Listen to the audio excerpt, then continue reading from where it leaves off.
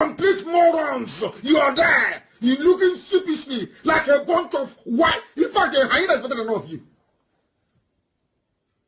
Why do I even manage my makeup? If I want to interact, that is why I don't go to parties. I don't do anything because the way we reason is laughable. If I want to interact with true Africans, I go to wildlife safari park. At least if I see a zebra, a chimpanzee, those are our true Africans. We can mingle together. Maybe I can understand them better. Because at least if they see danger, they can run. All of you see danger and you keep embracing it. Keep embracing it. Look at Imo State. How many people in Imo State? Over 5 million. Somebody came forth in an election. They pushed him to number 1. Everybody's just like this. Even some bishops want to go and congratulate him. Some people said, hey, don't touch him. Oh, he's our man. Hey, let's move him forward. These are black people. Very backward. Useless. When they kill in America, you say, hey, it's racism. Racism. You are a fool. That's not like racism. They are killing you because of your natural stupidity. By nature, you are stupid as a black person. Do you have running water? Without maybe solar charger and generator, will you be watching me now? Are you not ashamed of yourselves? Are you not ashamed? But UNN has engineering department, electrical engineering, electrical and electricals, all rubbish. Uniport has it. Uniben has it. Everywhere. Electrical and electrical engineering. Whatever that rubbish means, I don't know. No, electrical and electronics. But there is no light. The reason why they sent you to school to go and study electrical engineering is so that when you come out, there will be no more power shortage in the village. That's the reason why. So you don't know. Hey, Zoo alumni.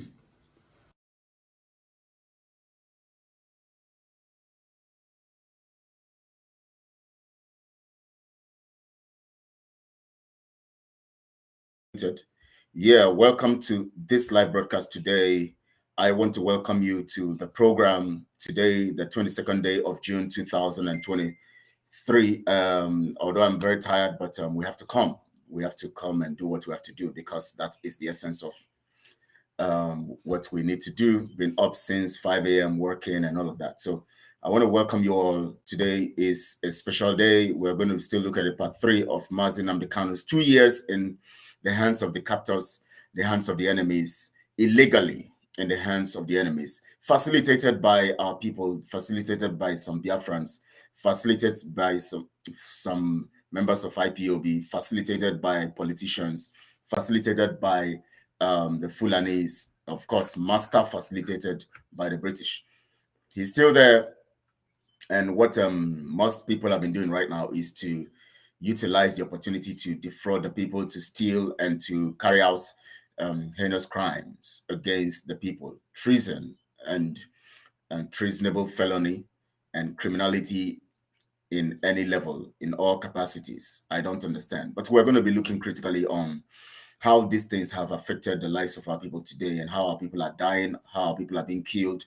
You, of course, know about the incident of Izombe last week and how till date people are killed and people are being, kidnapped, their organs harvested, and so many things happening. Simon's men causing mayhem, Asari Dokubo's men causing mayhem, and all of that, and lots of them like that, causing lots of troubles in the land of Biafra, where that Chukokiki has given to us. But we are here, we are resolute, and we're going to get what we are going to get. Mazi Nnamdi Kanu has been locked up for the past 2 years, in about 2 years and 3 days now, and he was kidnapped and extraordinarily renditioned. He was kidnapped on the 19th of June, 2021, and 19th of June this year, 3 days ago, made it precisely 2 years, and now we are counting the 3rd year. Mazi Nnamdi Kanu will come out, no doubt. Whatever they like, whatever anyone wants to do, whatever they want to plan against him, however they want to try the coup, just like Masari Dokubo has said, Simon has planned a coup, trying to indirectly tell us that Mazi Nnamdi Kanu is no more part of the system. He's now out of the equation. We should forget about him and focus on what we should focus on. What he thinks we should focus on. That means Simon and his own structure and his own system. Simon is just a social media blogger, and so he is irrelevant. He's only using the opportunity to commit crime, which he's going to face the consequences soon and very soon. I want to assure you today that Mazi Nnamdi Kanu is coming out. We're praying for him. Every action, everything is being done to make sure that he comes out, and definitely Mazi Nnamdi Kanu is going to come out. And this time, before I go into today's broadcast, talking about the killings and how and who and how we know they are behind the killings, I want to first, because I know comrades will be coming into the studio soon. I'm expecting some comrades to come into the studio soon. So, but let me go on with this narrative. First, I want to talk to some of our people who are very unstable emotionally. If you know that you are not strong enough in your heart, you are a lily-livered person, and you don't know how to remain consistent, especially looking at things constructively and looking at the truth and understanding to continuously and continually in your mind realm, understand the narrative of the truth and decipher between the truth and lies, please stay away from social media and stop coming to constitute nuisance on social media. I want to tell you, if you are someone who believes in truth and you know that you are not strong enough, you don't have the spirit to stand resolute, to say the truth at all times, please stay out of social media. We don't want you to come to constitute nuisance. We are serious-minded people. We are dedicated to truth. We are dedicated to freedom, because it is only by truth that freedom can come. And that is why we got truth. We got truth with all due diligence, with all our heart, because we know we can never get freedom outside the concept of truth. You shall know the truth, and the truth will make you free. Some of you will refer to say he's talking about Bible. No, the Bible is the standard to humanity. It's the standard of our nation. We are part of that history of the scripture.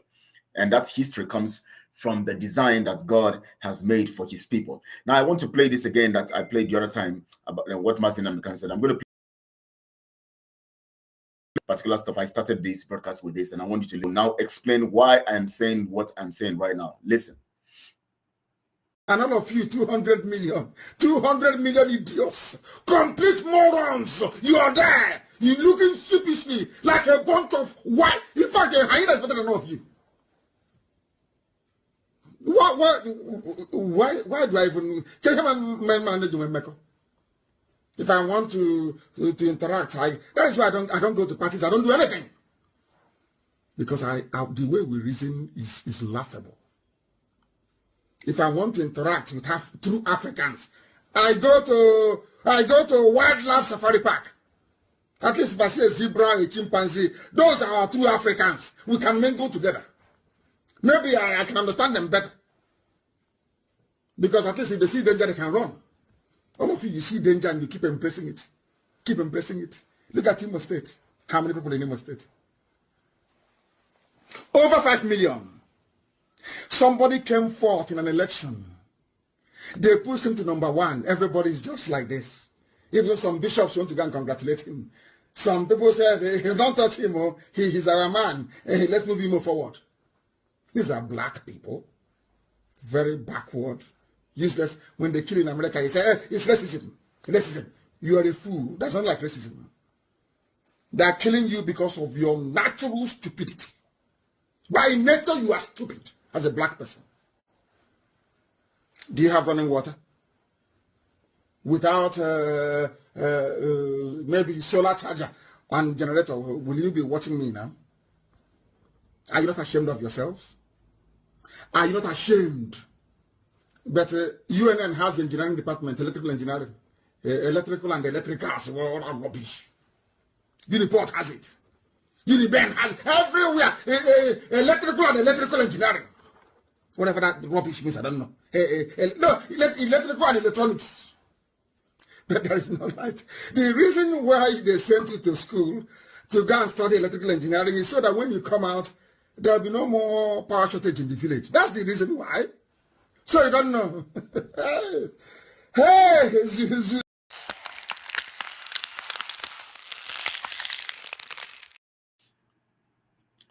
Good evening, Brother Kelechi. Thank you, Edith Nedu. Thank you for joining. Good to see you here. And of course, whenever you come, definitely you send a message. Always here and supportive.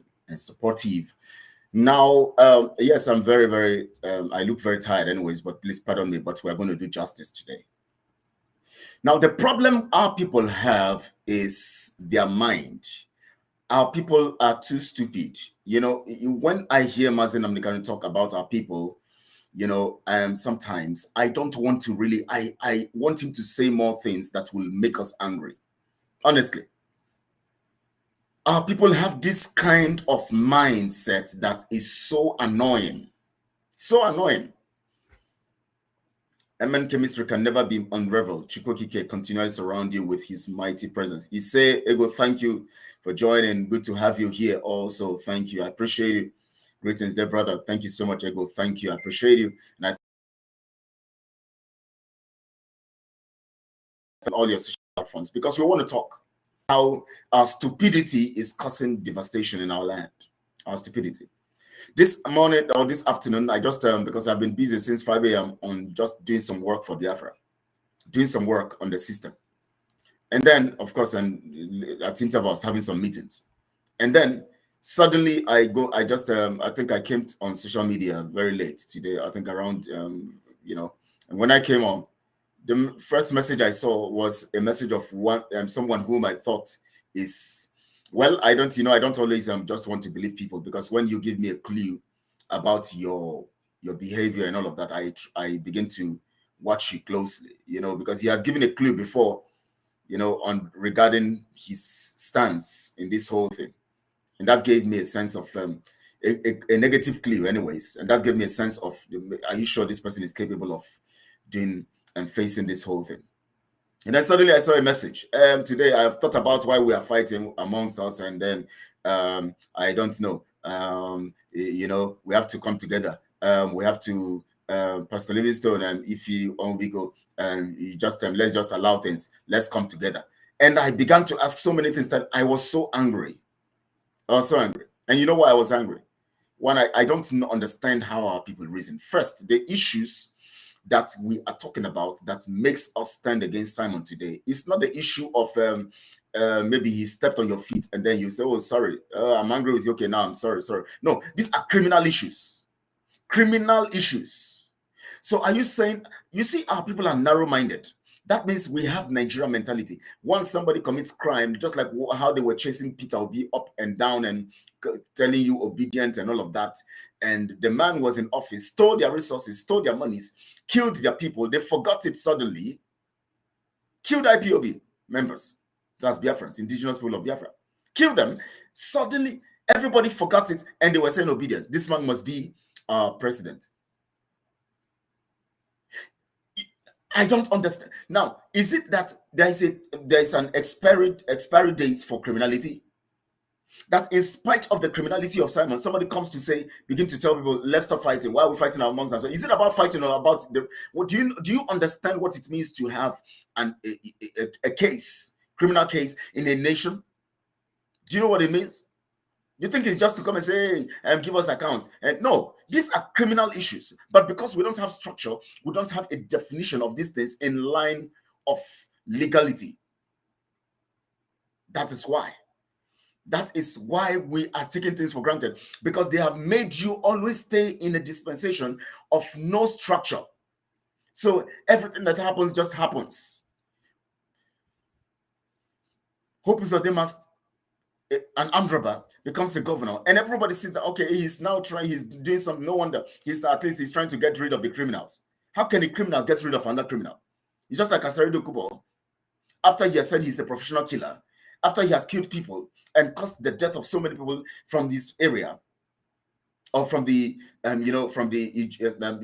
territory, that creek area and all of that, and the communities around those places, the Ijaw communities and all of that, he now comes to tell you that Mazen Amdekanu is a criminal.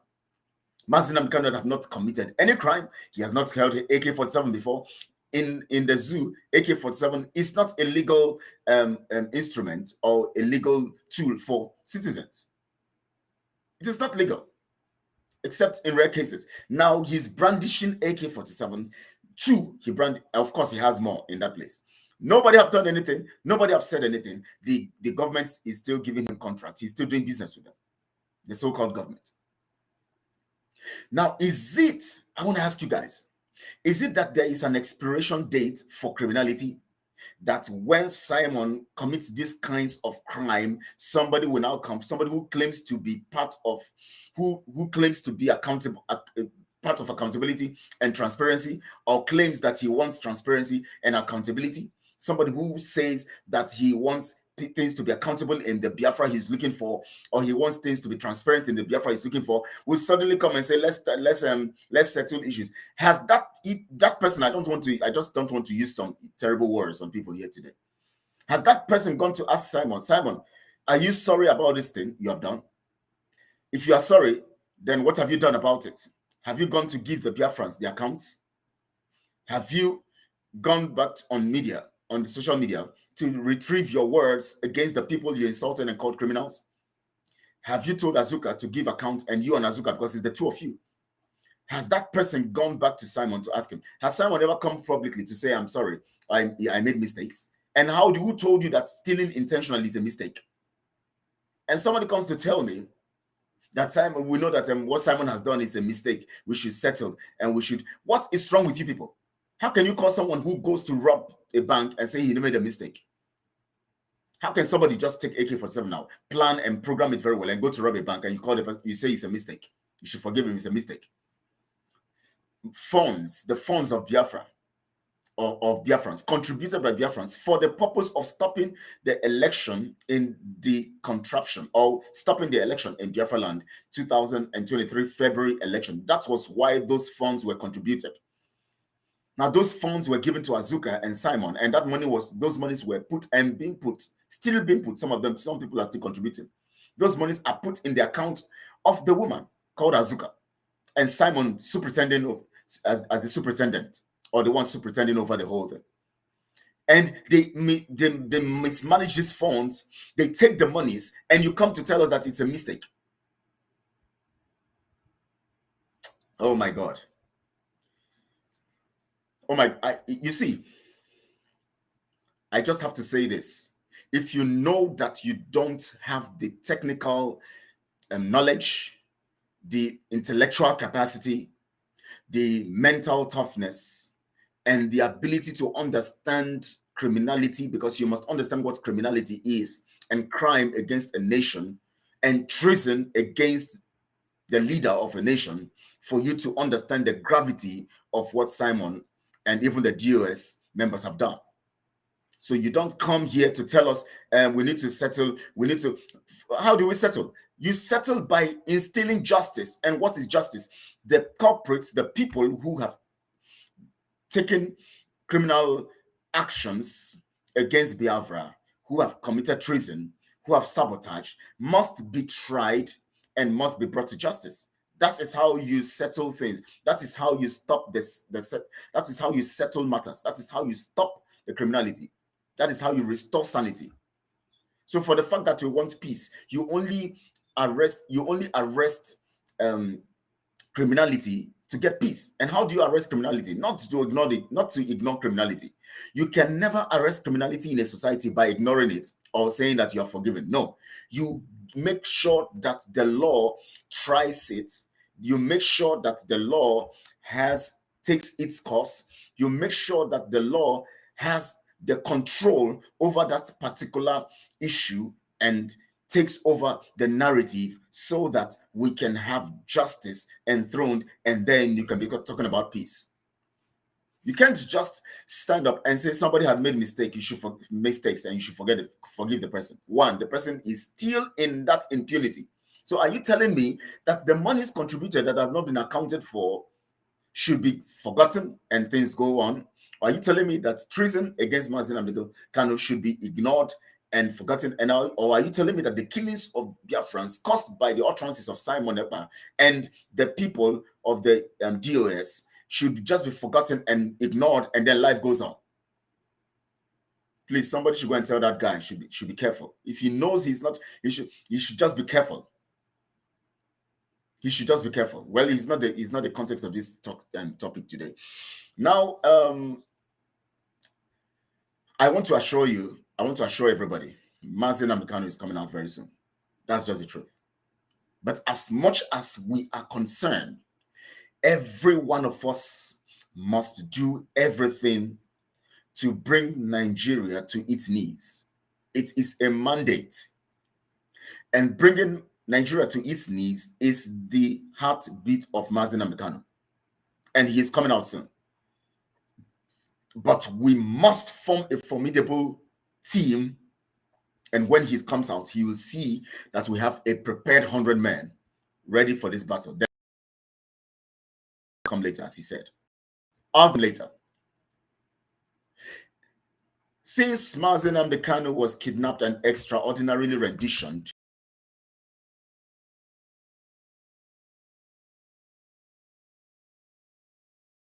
talking about right now, are caused by people who want to sabotage or who are sabotaging the program of the freedom, not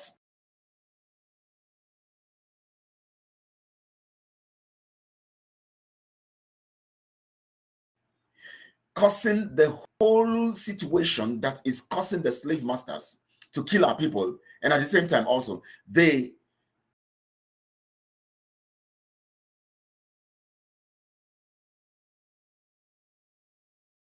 and I'm going to tell you what the intention of these people are.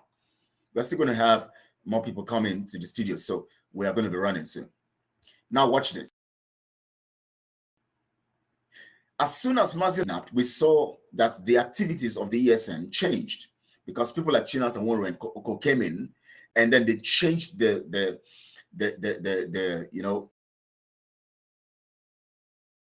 operation of ESN. They diverting and abnormally restructuring the ESN.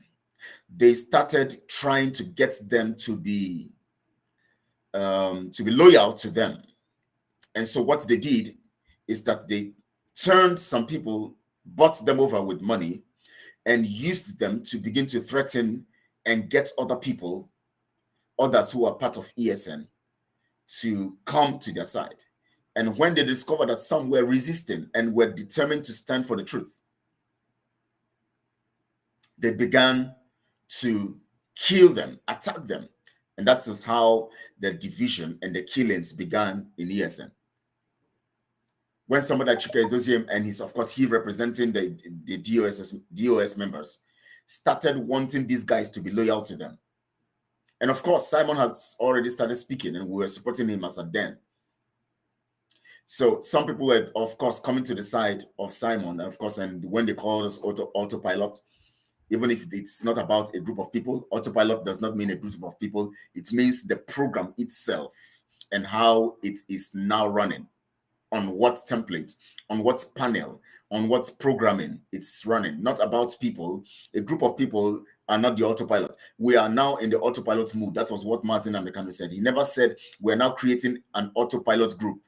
So you should understand, when we talk about autopilot, we're not talking about a group. It is because of the myopic reasoning of our people that when they hear words and they begin to interpret it in that concept, that is why they call some group of people autopilot. No, they are not. Autopilot is not the name of a group. It is a dimension. It is a strategy. It is a program, and that program is embedded in the concept of the dragon flag that have been lifted. So the lifting of the dragon flag is what instituted the autopilot program. That means everything have been programmed now to automatically operate. Because once ESN was created and the dragon flag was lifted, suddenly everything on its own began to go towards the area of restoring Biafra. And that is why they went after Mazi Nnamdi Kanu.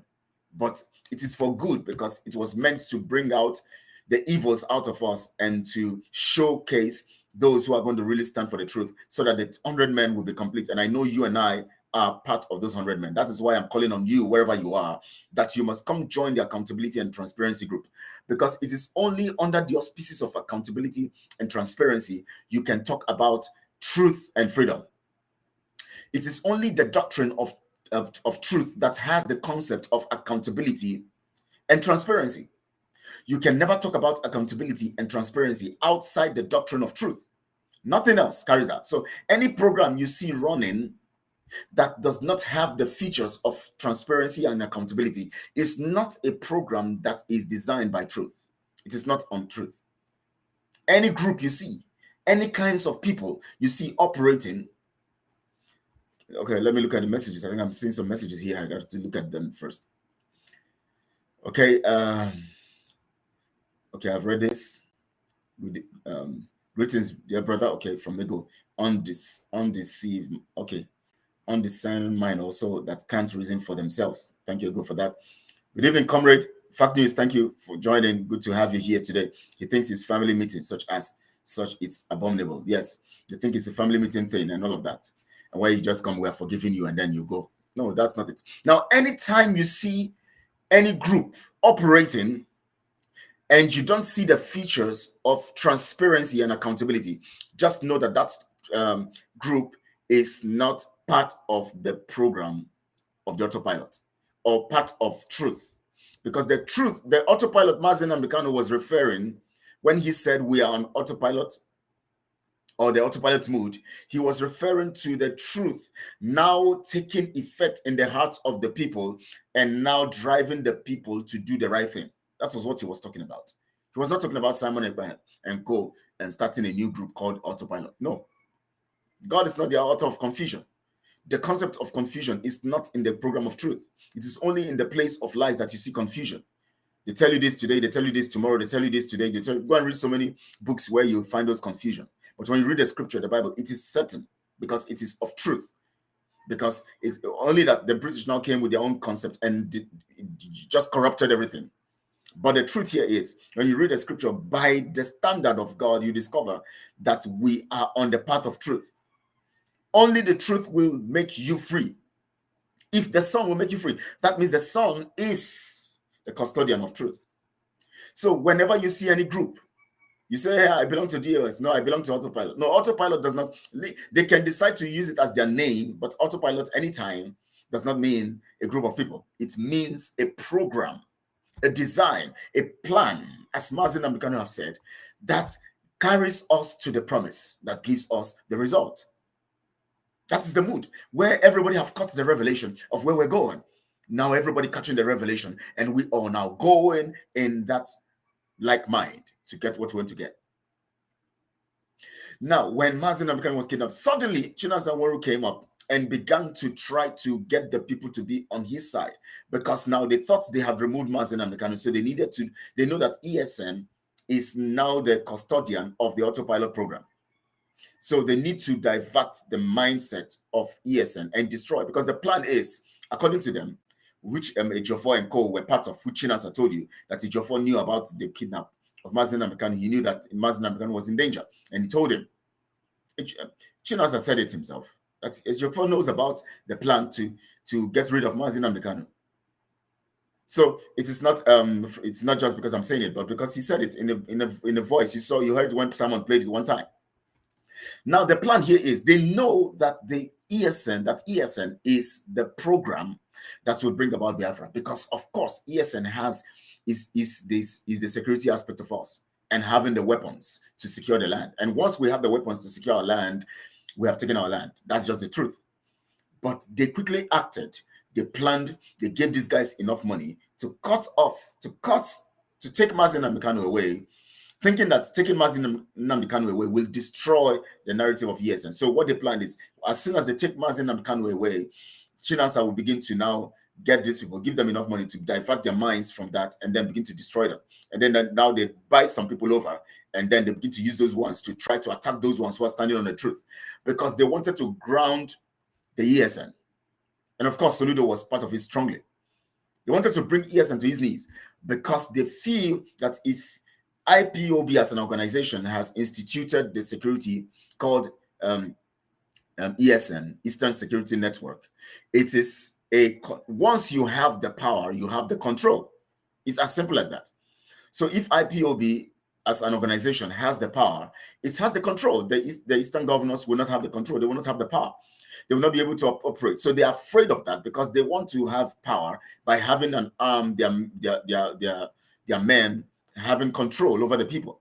So all they needed to do is to bribe some people like Chinas and Wolu and Co. so that they can take away Mazi Nnamdi Kanu and them, because they know with Mazi Nnamdi Kanu you can never defeat ESN because he will stand and he cannot be bribed. So all they did is to bribe these guys and then get them to now begin to cause division among the members of the ESN. It's like slap to them. Yes, it's like slap to them. Thank you so much, Ego, for that.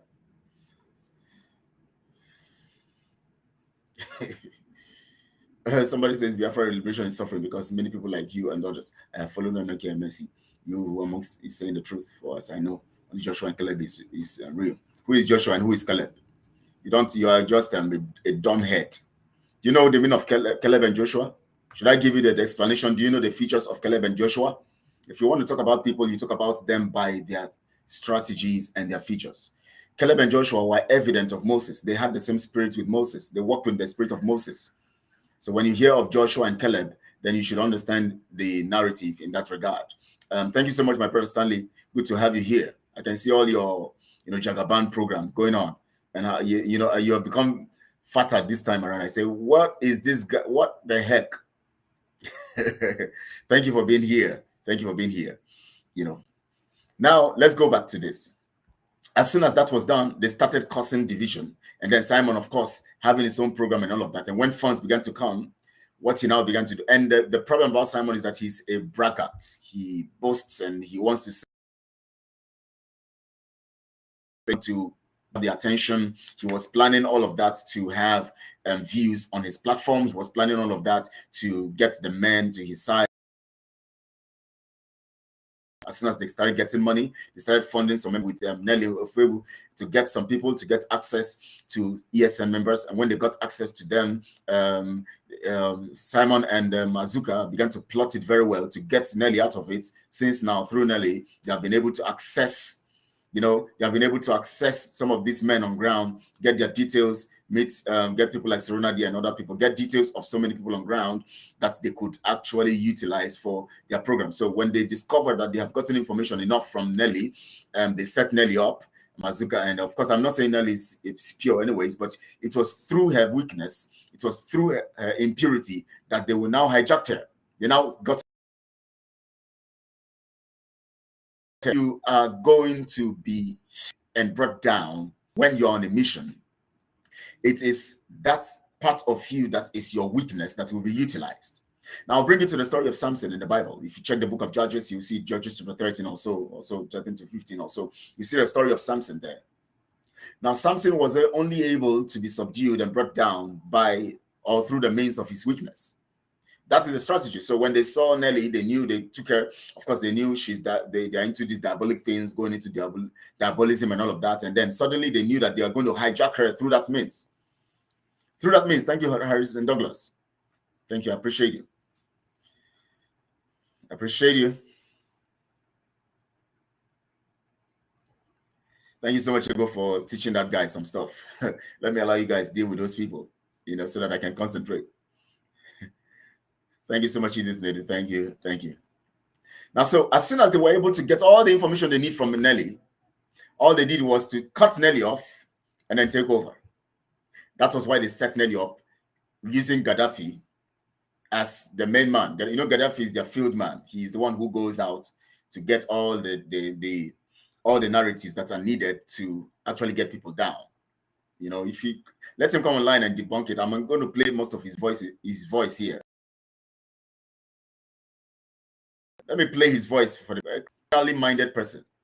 Horrible people. Very horrible people. All they think about is destroy. And who Azam is here. Good evening, Brother. I'm at a close friends and her husband's double funeral. Oh, wow. Wow. A condolence to them of each other. I might not contribute comments as usual. Oh, wow. 6 weeks. Wow. Wow. All right. We understand. Yes, I'll continue the good work. Thank to make a positive, truthful difference. Thank you so much, Ego. Now, they cut Nelly off. That was the plan. And then they hijacked the account. We were just following because we had people, those of you who are saying you supported Simon, because now we want to look at what is causing the killings in Biafra land. Now I'm going to give you the genesis of all of this stuff so that you can know how these killings began. It began with this narrative I just gave you now. Now see,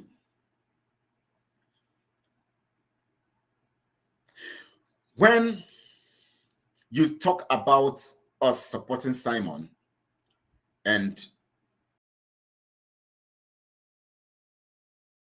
said we supported him and you now dumped up how people reason. I don't know what you call dump. I don't know why the stupidity, just like Mazi Nnamdi Kanu said in that video I played, I decided to play it today, you know, talking about how dumb are people. Mazi Nnamdi Kanu said he prefers to go and meet a zebra or an ostrich, an animal, because these are true Africans. At least you know you are talking with animals, not people who are less than animals, people who don't reason. Somebody saying you supported Mazi Nnamdi, you supported Simon Ekpa, and now you are now trying to talk against him. You supported him against them or over the DOS. You supported him over the DOS members. Now let me make you understand something. We are not omnipotent. You understand that? We are humans. We do things based on what we see. Just like God told Samuel, you look on the outward appearance. Man looks on the outward appearance. I look in the heart. Only God knows what is in the heart of people. If those of you who are just making those nonsense narrative, when you go to vote, when you go out to vote for someone, when they give you their manifesto and you go out to vote for them, do you vote for them because you already know what they're going to do? No, you vote for them because of what they have said they're going to do. That is why you go out to vote for people in elections. You go out to vote for them because they say they are going to do this, they're going to do that. That is why you go out to do that. That's why you go to vote, right? So now let me say, if we now see that Mazi, okay, let me tell you guys something. Mazi Nnamdi Kanu, the other time, he said that he talked about those people who worked against him. Those who worked against him. I'm going to play that voice where Mazi Nnamdi Kanu said that some people worked against him when he was in prison. In 2015, they worked against him because they wanted to take over and took over power. He said he cursed them. Now, do you know why he cursed them? Because he never expected. But of course, when he discovered them, listen. That's why I said I'm not going there. No, not this one, not this one. I'm going to look for it. I'm going to play it. Mazi Nnamdi Kanu cursed them because you know why? They came all out. Even the dry bones in the graves are beginning to shake. Okay, this is not it. They know the time. It's not it. Now, Mazi Nnamdi Kanu cursed them. You know why he cursed them? Because they betrayed him. Now, he cursed them after they betrayed. He didn't curse them before they betrayed. Am I right? So when you say, why did you support him? You supported Simon. Somebody yesterday was saying, I think one Collins Kendo or something. One Ifro Collins Kendo. He was saying, you claim you are educated and you supported Simon. You are just very ignorant. You know why you're ignorant? Because support does not come by what you already know in the future. Support comes because of what is revealed now, and then hoping that the future will be better. That's what you do when you go to vote for somebody to take over or to come to the House of Rep or all of that. People voted for Donald Trump initially, right? Later, some people said they are not going to vote for him again because he did this and that. That has nothing to do with whether they are educated or not. Because as much as you're educated, you still need to experience what people can do to know what is in their mind. So when we supported Simon and brought him to limelight, of course, we brought him to limelight because, of course, he was already doing his blogging, but we made him more popular because all of us, including you, gave him your support. Now, let me tell those people who are supporting the DOS and DOS members and who are saying that you supported Simon, and they feel that because they are supporting the DOS, they are now white. They are not telling DOS is wise. Let me tell you something. We didn't stop supporting DOS because we felt that we want to get rid of DOS and support Simon. No, we stopped supporting DOS because there were evidences against them that they are criminals and they sold Mazin Namikano. That is why we stopped. And we cannot still support them because we don't have an expiry date to criminality. They will still face the law. We are not fools. We don't support you and say, oh, now he's good. Like somebody was saying, oh, Hope Uzodinma is now going after those criminals who are killing our people. Let him go after the criminals. He's only going after the criminals because he is also a criminal and he wants to be on top of the game of criminality. That's why he's going after those criminals, not because he is a saint. In a nation like this, in national issues, if you want to be like, let me give you an instance. Some some people were talking about yesterday. They were talking about rebuilding Ukraine, and they said they're going to need over 400.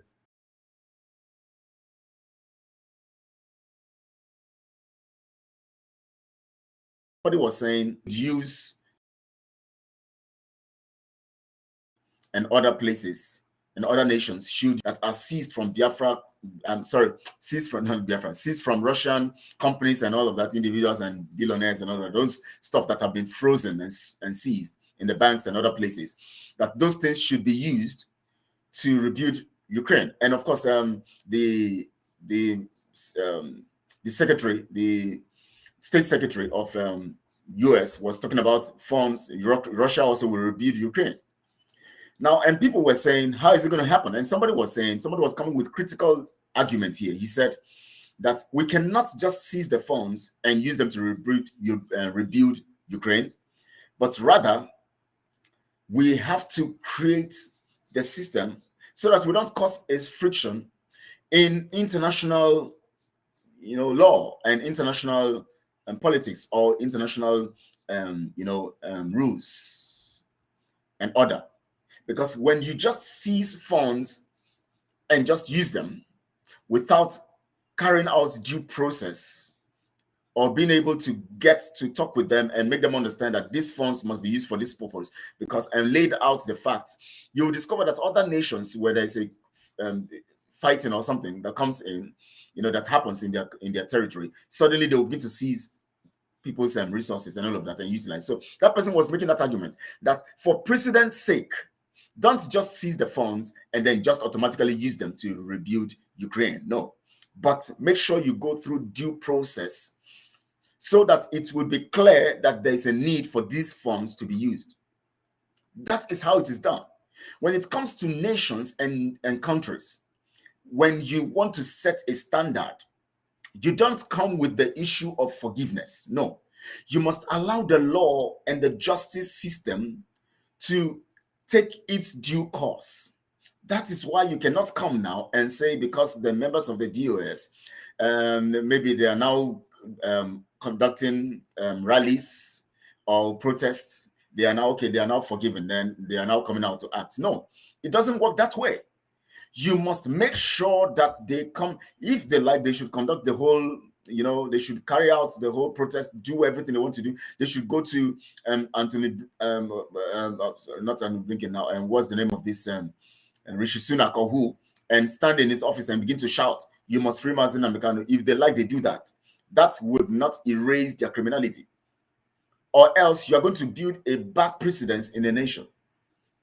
Which means that anytime anybody does a crime, all they need to do is just go and do one good. Then you will now say, okay, let's forgive the person. You have destroyed a nation. Once that happens in any nation, in any particular nation, you have destroyed that nation. It can never grow. That nation is completely destroyed. Anytime people commit crime, then all they need to do is to go and look for one good to do, and then you say they are forgiven. That's very dangerous. So the fact that we are now beginning to talk against Simon because of his criminality does not justify the DOS members. I want those people who are supporting DOS to know this today. For the fact that we are now talking about the criminality of Simon and exposing him, we're exposing him the same way we expose the DOS members because they committed crime. So we are not exonerating the DOS by exposing Simon. No, that's not what it means.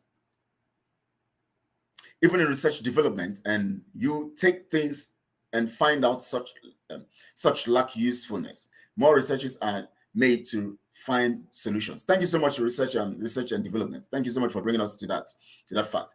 In research and development, that's it. You just have to. That is why it's called research and development. You first go with research and then you develop, because it is only through research that you develop. When you bring somebody into the system as to be your leader, what you do is you can only allow the person to perform before you can begin to tell if they are doing it correctly or wrongly. That is when you begin to give them pass mark or fail, or you say they failed. That is why you can see nations say, oh, this government failed. Because after 4 years, that is when you know whether they failed or they passed. You must take them through that process. You must allow them go through that process before you can determine whether they have failed or they have not failed. Simon's program was supposed to elapse in February after he carries out that thing we all wanted, to make sure there's no election in Biafra land. We already saw along the line that he was actually failing, and he was actually not doing things right. Now, let me tell you something. I've said this before. I particularly was standing against the narrative of not giving accounts to Biafrans from August last year, when I came to understand that the Umada were not receiving information about the finances. It was the media team, because of course I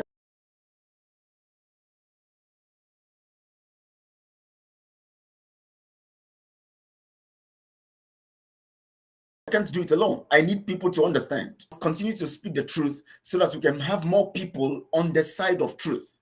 It is when we have you on the side of truth, we can now have majority to carry the vote. That is why we keep speaking. Because if I am the only one speaking the truth and you are not speaking the truth, I can't succeed. I need you to understand the truth too, so that we can stand on the truth and build our nation. That is why I am doing what I'm doing. That is why the Accountability and Transparency Group is talking. We're all speaking on different platforms and on this platform. You know why? We must get you also to understand, because we can't succeed alone. When I was on the media team, I was the only one saying that we must, this woman must give. Everybody was saying that let's leave Simon to do what he has to do, since he says he knows about the account. And I said, okay, if that's what you said. But yet, I was not satisfied with that, because I understand that we are setting a wrong precedent. And I cannot do anything about it, because everybody seemed to support the narrative that Simon knows he's aware of the account. He says he's aware of the account. Let's allow him. And of course, everybody was looking at the days, February, to stop the election. So everybody wanted to just say, okay, let's just allow, so we don't get, because once we begin to go into the issue of the account, we are going to start having issues and fights. Before you know it, it will be that we are the ones who stopped him from succeeding, because account. Normal sense, normal situation, it was not even supposed to cause a friction if we had a structure. Asking for the finances to cause any friction. You know why? It's just like when Azuka was saying in one statement, in one particular stop, when she was meeting the 1,000 men. You know what she said? She said, we distracted. What is distraction about? You know why? That is why they refuse a structure, because if you had a structure, all you need to do with your government will still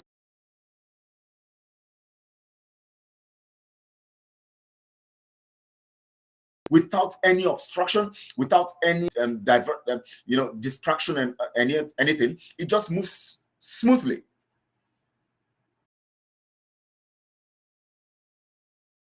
There is this case, the case of Transparency and Accountability Group. That is the solution, cause of the truthfulness and all-inclusiveness. Thank you so much, Ego, for that. That is it. You must have a structure that is transparent, because it is the structure that spells out transparency. Once you don't have a structure, you're going to have your father. We have lots of them here who are actually insane. And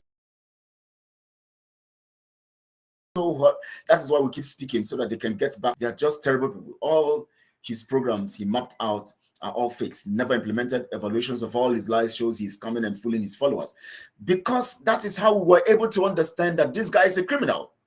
Because every step he took, everything he did was giving us evidences. But of course, his tenure was supposed to expire in February. So I would just say, okay, let me accept the fact that we should allow him finish his tenure before we judge him. His tenure expired in February.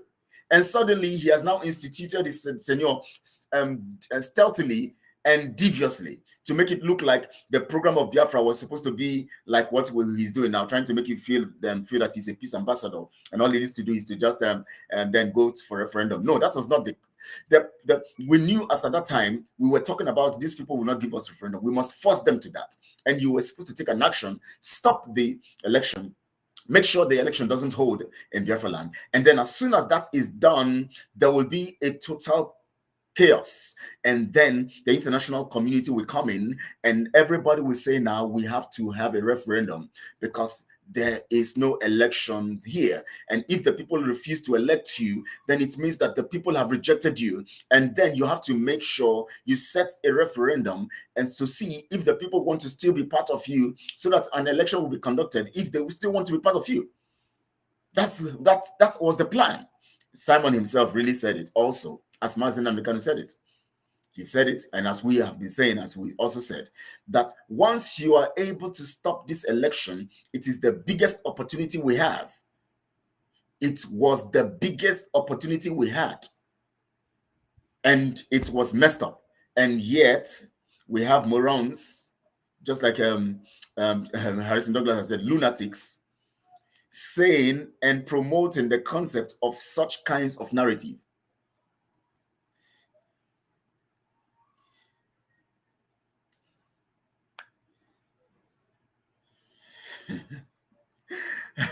Such kinds of narrative. Now, let me tell you something. We are going there. Now, let's go back to what we're saying. Let's go back so that along the line, we'll keep talking about these things. As soon as they succeeded in taking Mazi Nnamdi Kanu away, of course, in the program of God, according to the order of Romans chapter 8, verse 25, all things work together for good to them that love the Lord and according to his purpose. So, because Mazi Nnamdi Kanu loves the Lord and is called, he was allowed to be taken away by the Lord. How did that happen? Because God wanted to sanitize the whole process and expose lots of evils that cannot bring about Biafra. God allowed Mazi Nnamdi Kanu to be taken. But the evil ones, the enemies, thought it was going to harm the program. They thought it was going to stop the program. They thought it was going to destroy the program. And then, rather than spoiling, destroying, and all of that, it caused a better opportunity for us. Now, let me show you some stuff. Look at this that happened in Izombe. Look at this happened in Izombe last week. Now, I cannot show you the death. In fact, yesterday, there are some people who were killed. There's one particular person being paraded from Abakaliki that killed some people. And of course, some other killings aside that one too. That if I want to show them here now, maybe YouTube will block me, because the blood that has been shed on in Biafra land is so horrible. Now, this destruction you see here is because of the activities of Simon and members of the DOS. Because of their activities, you see these level of destruction. This one has just happened just last week, and towards the ending of last week. These destructions you are seeing are caused by our people, by the people who claim that they are fighting for the freedom of their people, and who manipulates them to take their resources and use it to form their own militia. These are just few. There are lots of them. These are just few. These are just few. Now, as soon as they took Mazi Nnamdi Kanu away, Chinua Sanwo-Olu and Chike Doziem, of course, Chinua Sanwo-Olu is the outspoken one. Chike Doziem is a dollar. It's just let me not use the word dollar because they are all dollars. Chike Doziem is the introvert to an extent. And then Chinua Sanwo-Olu is the one who comes out and fronts, and at least an extent, an extrovert. So he's the one who represents and stands for them. They now began to corrupt some of these ESN members, began to fund them to turn their minds against the program, to turn their minds against what Mazi Nnamdi Kanu have said. so that they can internally cause an implosion under ESN. When that started, of course, by this time also, Simon was going to receive support from us also, from Biafrans. Then suddenly, Simon also began to get money and started sending to some particular people the same way Chinasa was behaving. Few people were being funded, and if you are not part of them, if you don't come to their own narrative, if you don't accept them, all they do is they refuse to give you funds. They give funds to those ones they feel will run their own program, will be loyal to them. Chinasa Nworu was doing that, courtesy of the members of the DOS. Then Simon now began his also. Simon began to promote his. Simon began to give his. Simon began to give money to those ones, and they tell them, send me your camp, where your camp is. Send me video of your camp. And when the people begin to get loyal to them, they begin to fund them. Now, those ones who don't want to be loyal, they know that they're going to be a problem to them. All they do is they try to kill them. They send those ones that they have now bribed and brought into their narrative, into their camp. They send them to go and kill those ones who are not loyal to them. So these two camps, Chinasa Nworu's camp, representing the DOS members, and Simon Ekpa's camp, were now having their own group of people they were funding. And each of these camps being funded became the ones that were now going after the rest who were not subject to them, who were not submitting to them. They were going after those ones who were working against them, who said, no, we're going to stand for Mazen and the kind of, some of them ran away, some of them went away from the camp, some of them went back to their normal life and went to do business and all of that because they felt that they cannot continue. They were dying. Some of them were being set up. Those ones who refused to join Simon's camp or Chinasa's camp, they now began to, they stayed on their own and they started setting them up, and they started killing them, and some of them went away, and till now some of them are still there. They refuse to be part of it. Some of them are still in their camps doing some stuff, but they are being hunted by the people from Olu who are part of Simon Ekpa's camp. And so that was how the killings began, because all they needed to do is to destroy ESN. As soon as they were able to do that, the Nigerian military began to come in strongly. Once they receive a tip, an information from Chinasa Nworu and Co., or from Simon's camp, when he comes to brag and boast, once he comes to boast, once he comes to boast, somebody's asking me to tell him what I'm doing to bring freedom. What are you doing? What are you yourself doing to bring liberation? I know, man. Look at. Do you know the benefit of what I'm doing now? This is part of what to bring freedom. Anywhere you see war or you see peace, it is from the concept of truth, from what I'm doing now. So if you don't know what it takes, you think it's just to carry this gun and start moving on the streets, that you are moving for freedom or fighting for freedom. It is about your activity. We have those who are going to pick up the arms, who are going to fight for the people. We have those who are going to speak and get the people's mindset formed. And that's what I'm doing. People are receiving knowledge and information here. So your name is Chukuma, but yet your Chuku, I don't know who your Chuku is. He knows nothing. And you're even Ali, Chukuma Ali. Who are you? All these Fulani people from Simon. Maybe it's Simon that used that name to come here to constitute nuisance. Anyways, you're not my priority today. You're just an e-frog. Continue to do your froggy business there. And I have people there that will talk to you, people like Ego and others, who will handle you very well. Your froggy business will expire soon. Now, they are causing confusion in the camp. Now that's begin to stall the program of freedom. ESN was struggling. They could no more function the way they were supposed to function. Suddenly, the roadblocks that were no more in Biafra land after Mazen and Mekanu brought ESN and told them no more roadblocks started coming. You see, the program of the Fulani was going to get executed by Simon's team and Chinasa's team. Suddenly, the roadblocks began to come in.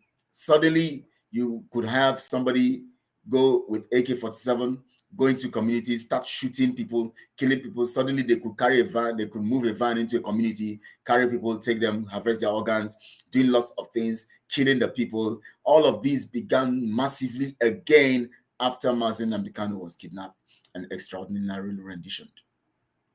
After that, they attacked ESN They attacked ESN. So the program was designed by the British using the Fulanis, and the people like Simon and Chinasa were contracted in their own way. Simon came in his own criminal mindset. He knew he was not going to do anything. He knew he was not there for anything. He just wanted to speak and make it look like he's speaking. And he wanted Biafrans to act on their own. And then when they acted on their own, he would take the glory. If they refuse to act, he will keep still speaking and keep doing their stuff and collecting their resources. And they will be saying, oh, he's talking. And of course, he wants to keep it as a business. When they act, he is in the game because they will say it is to him. When they don't act, he sustains it by keep telling them lies and making them feel like things are happening, and then still making money. So if Biafrans act, he still makes money. When Biafrans don't act, he still makes money. When they don't act, he will say he's doing some stuff. Just watch out in the next 2 weeks. Just watch out in the next 1 week. Now he is buying time because he knows that the Mazi Nnamdi Kanu will soon be released. He knows. So what he keeps doing, that if Mazi Nnamdi Kanu is not released in the next 2 weeks, we have already planned. He keeps buying time so that along the line, maybe in the next 2 weeks, Mazi Nnamdi Kanu will be released. Remember, he believes that the new government has come in. He believes that is led by a Yoruba. So the Yorubas would not want to keep him. He knows that the Yorubas would be thinking, because Mazi Nnamdi Kanu has friends amongst the Yorubas. He knows that the Yorubas.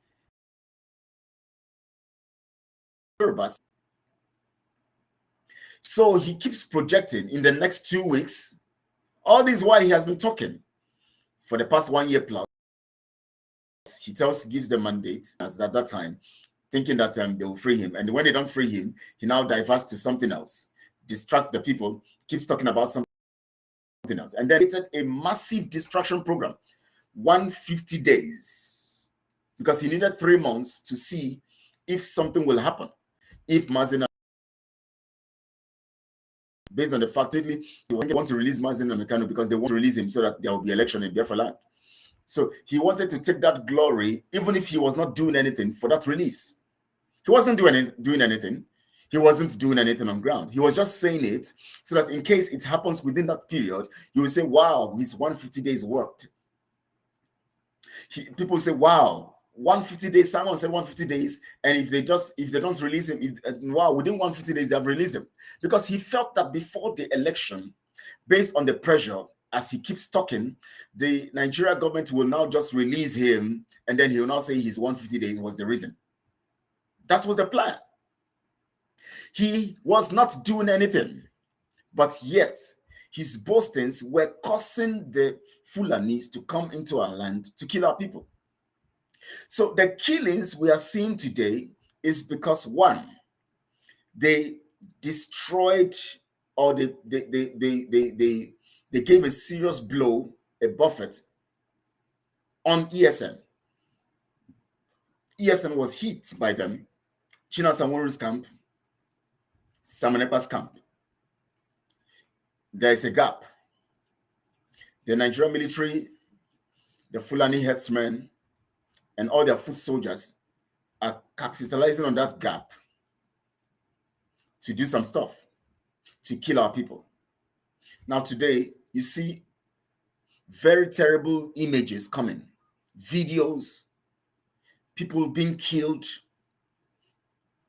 We are losing lives, not because the enemies attacked us when we were, not because we are at war directly, but because the enemies are using the people within us to kill our people, which is a war by proxy. Not because there's a declared war where we know that, okay, it's a declared war, like what is happening in Ukraine, where the Ukrainians have to fight back, and sometimes their people are being killed. No, not that. But because there is conspiracy, there's betrayal, there's treason. Look at all the boastings. Now, remember in 2022, November 7th, when Izombe was attacked, the same Simon came. Oh my God, this guy says Azuka lost her property. Now I know you are dumb. You are very dumb. You know, I remember one comedy that Bovey, okay, Bovey, his name is Bovey, and this guy for Who Wants to Do a Millionaire, you know, carried out one time. I think that was in 2014 or 15 or so. You know, he called him, he was sitting on the hot seat, you know, and he asked him, how many colors does the Nigeria flag has? And Bobby said, three. And the guy said, no, it's two colors. He said, no, it's three. They started arguing. He said, you are dumb. He was telling this guy, what's his name now? That's Who Wants to Be a Millionaire guy. I've forgotten his name. He was telling me that you doll. If you know doll, it's either you doll or this your computer where they use your laptop, doll. That the Nigeria flag has three colors. And the guy told him, no, it's not three colors, it's two colors. He said, the guy doll. Now look at somebody coming here to tell me that Azuka lost her property. Now, I want to tell this guy who said this stuff to go back and watch that video very well, if he has any little sense. I know that you guys have lost your senses. You don't have sense. And I know maybe this is Azuka. This Chukuma Ali is either Azuka or Simon. It's either they are using this account or maybe one of their family members using this account. He's one of their paid. He's their paid agent. He just exposed himself. He's so low in mentality. Thank you so much. He just exposed himself. He said Azuka lost her property. Now, let me tell you people what happened in that stuff. Asuka, when she was talked to by Ify and Co., you know, when they were consoling her and all of that, she said something, and I was just laughing. She said that when she got to the place, then suddenly she now left. Now she now told the security man to leave. Now, listen to this narrative. You have a building that you have a security person. And then suddenly you now tell the security person to leave. And she said that as soon as she told the security person, not 2 days after she told the security person to leave, to just leave the building, not sacked, just to leave the building and go somewhere, and then later he will come back. It was after the security person left. She was saying it. Azuka herself was saying it. Recorded. If she wants to design she wants to deny it, let her deny it. I'll play her voice. I'll play her voice. She said as soon as the security person left, suddenly the military came in. And now she said that the military came with armored tank. Now listen. They came with armored tank to Azuka's house, one house. Military came with armored tank. Now, have you seen that video that an armored tank attacked? Have you seen the video that armored tank attacked? The house is still intact. There was only smoke in that security place, and then the main entrance, then just smoke. And then she said, Azuka said with her mouth, not with her anus. Maybe she said with her anus, I don't know. But she said with her mouth that the armored tank fired at the roof of the house. Now, let me tell you people, do you know what an armored tank is? Not AK-47. Armored tank fired at just a residential building. And the building is intact. The glasses, the windows, everything intact. Nothing happened to it. The roof that was shot was still intact. She said the roof was shot. And now she said again, another thing, the third point she made here is that this same military that came tank took away 12 or 11 generators. Now, the big question is, what is she doing with 11 generators in just one residential building? 2, what would a military formation that came with armored tank, not just petty thieves, military coming with armored tank, come to do with taking generators, just going to the house? That means they came out of the armored tank, went and started carrying generators into the armored tank, and then shot at the building, and the building is still standing strong. Armored tank shooting. Do you know what it means to have an armored tank shoot? That house will go down immediately. But she was talking because she was small-minded.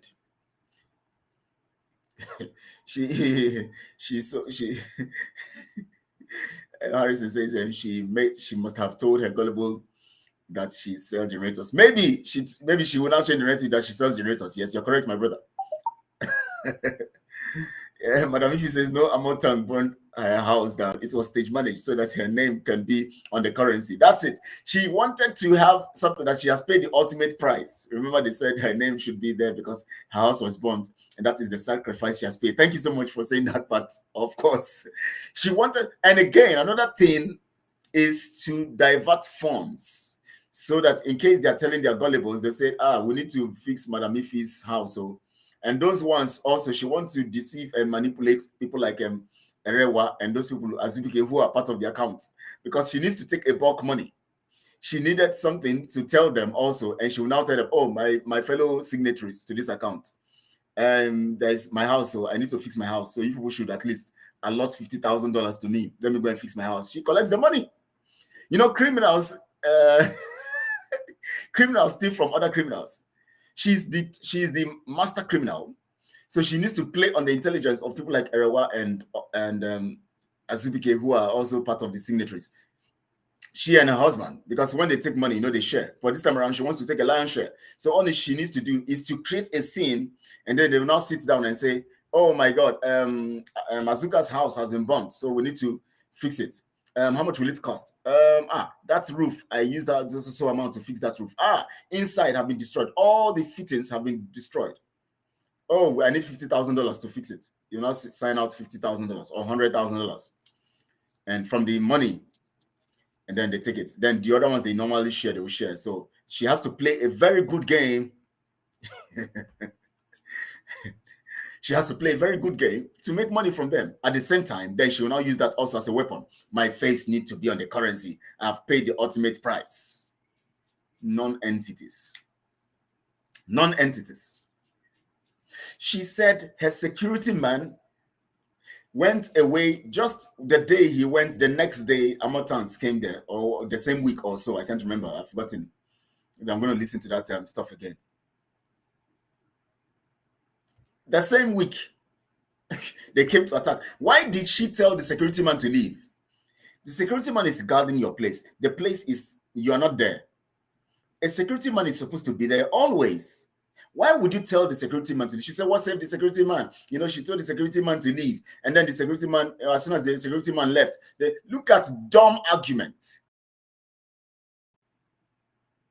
She told the security man to leave. You know, they have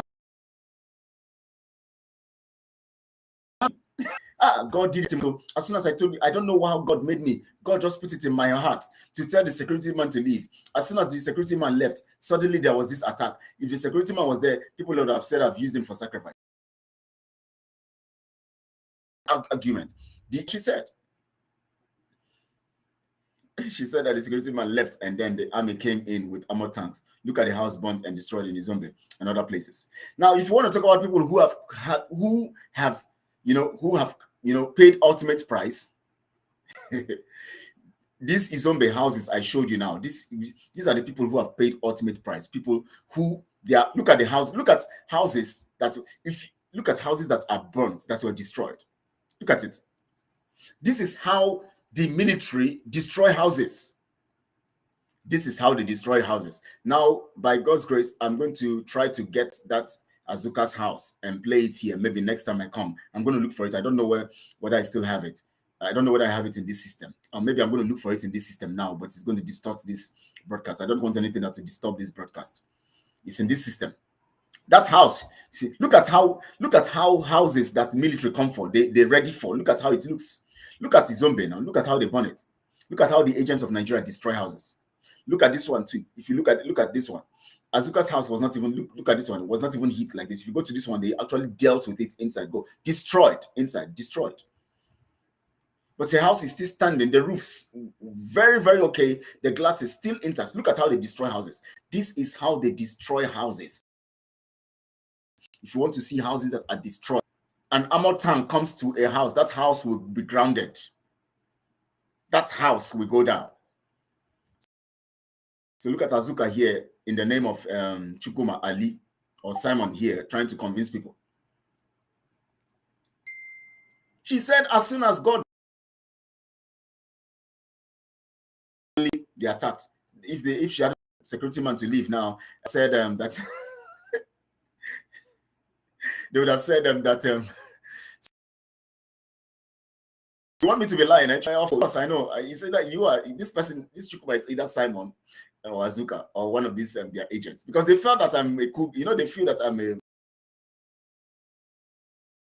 in the truth and staying supporting Simon. Simon can go and then they can use me to make their criminality. No, you can't use me for criminality. Once you become criminal, I turn to a monster. That's me for you, because I want my nation.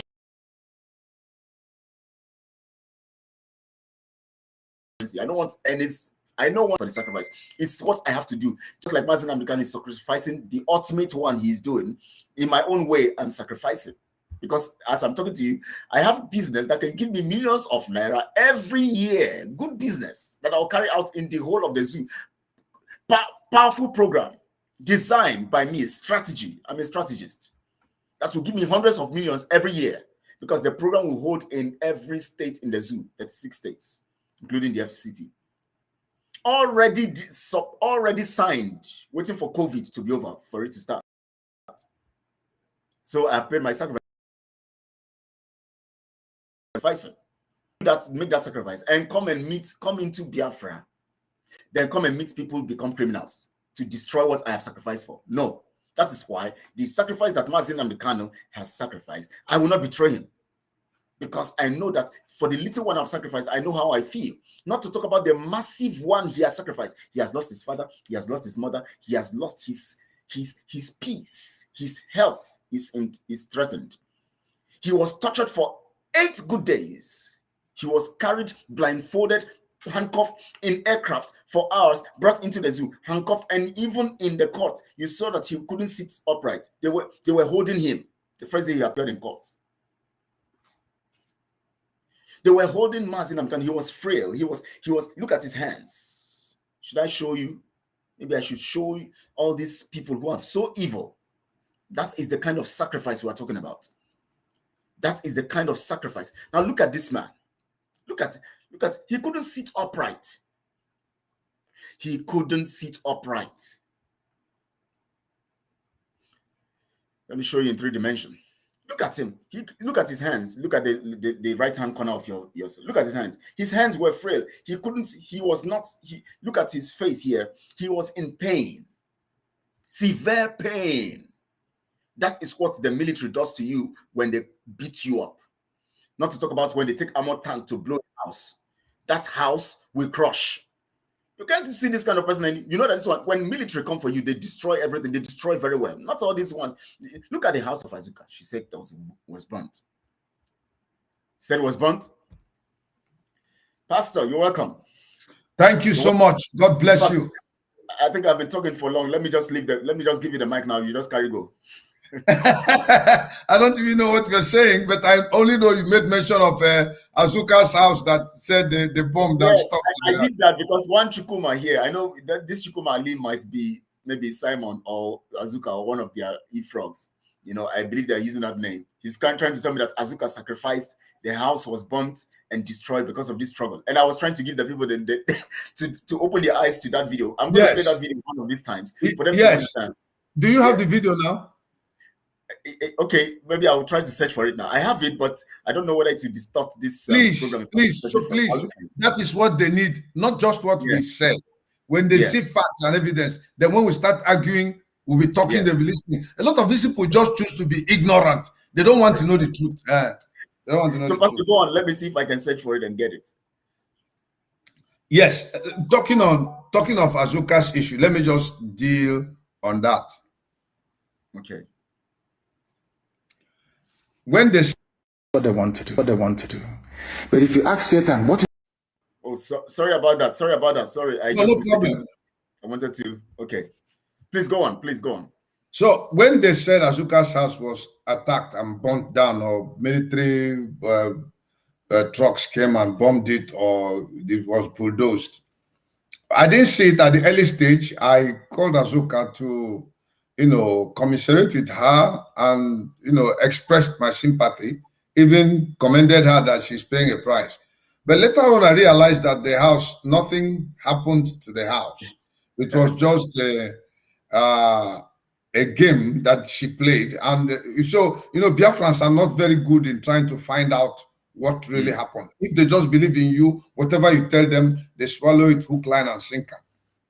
Now, these people, this kind of person who is talking to you now, good evening, Adasayon, God bless you. This kind of person who is saying this thing now, these are the kinds of persons that don't want to know the truth. They are so emotionally attached to somebody that the sense of reasoning and judgment flee from them. Flees from them. So you see them bereft of knowledge, bereft of understanding, bereft of analyzing or critical thinking. They just believe something. And if you speak against it, out of emotion, they insult you. They try to give the impression that you don't care about this person, that they are the ones that care. Yes. But if they can just help themselves a little by looking into what was given to them and say, please, let us have more information, give us evidence, they will not realize that they have been taken for a ride. And Azuka is basically scamming them. When later on I went to look into that place, I realized that Azuka's house was nothing happened to the house. Because if you say it was bombed, you know what it means to throw a bomb into a house? Even if it's an ordinary grenade, it will blow down at least part of the building, right? Yes. Now, if it is bulldozer, it will bulldoze part of the building, right? Now, how come that when the bulldozing was taking place, there was nobody that could record it? Like they normally record things and put on the internet. It was not recorded.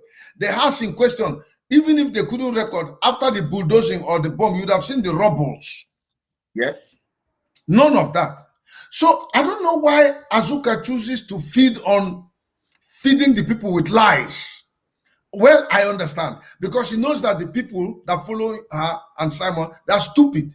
They don't have the capacity to process information and try to find out the truth. He knows that they are idiots.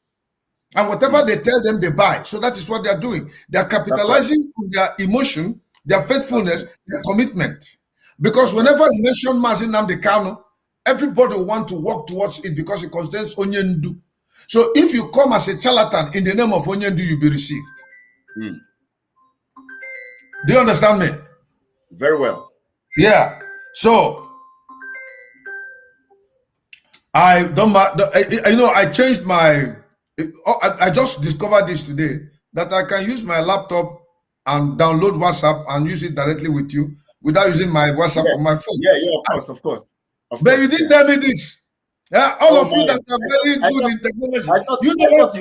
I thought you were already doing that. My dear friend, I'm 63 years old. I'm old school, for heaven's sake. I'm old school. You're still a young man, sir. You're still a young man. So I'm talking to you directly from my laptop, and no longer those problems we used to have before, where I have to move. This time it's just direct, clear. So, my dear brother, before you go on, let me see if this is the video. Let me try it and see. Okay.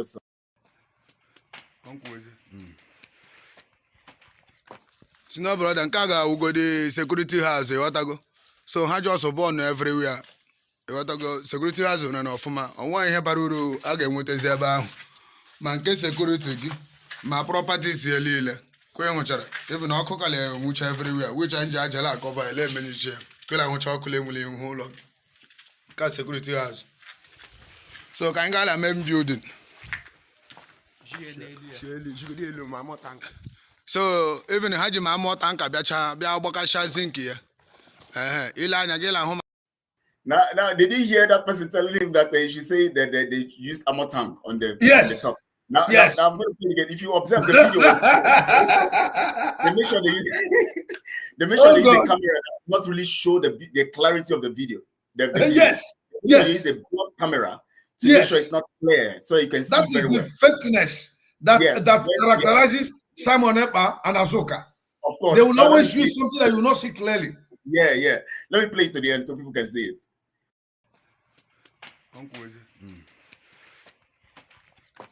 No, brother, Kaga will go the security house.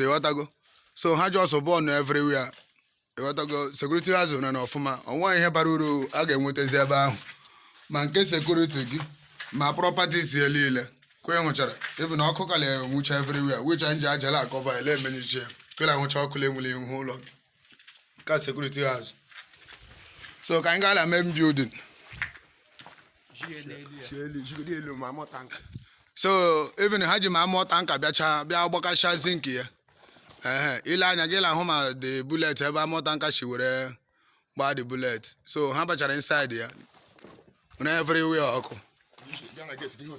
So ha shi from gate gbaka the gate gbakasha the gate before by inside get anywhere everywhere ọkụ. Lot ha shi gbaka the gate. So let's have to walk out the gate, walk everywhere, but inside again, your Kubrujo generators and my hand does okay, I don't know Judah Habure. Okay, Eboga Buitri. I'm going to show you one.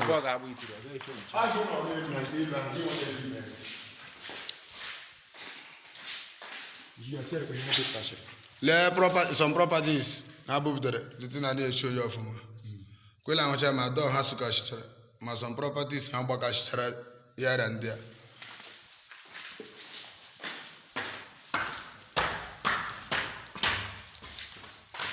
All I step can not go and kill you. Can visit to come kill you.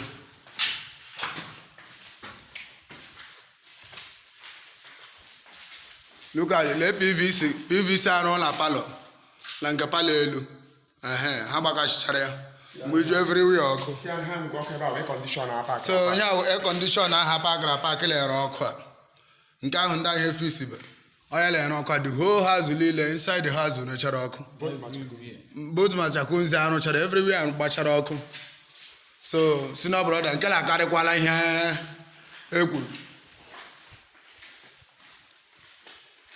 Le chama palo. Open pala.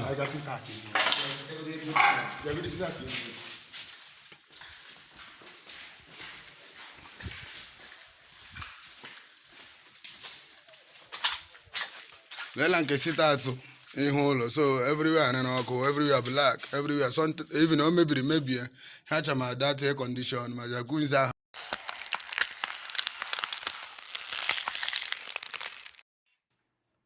Pastor, that's the house that ammo tank. He said the ammo tank has bullets. Yeah, bullets. And shot, this house looks like a house that is still under construction.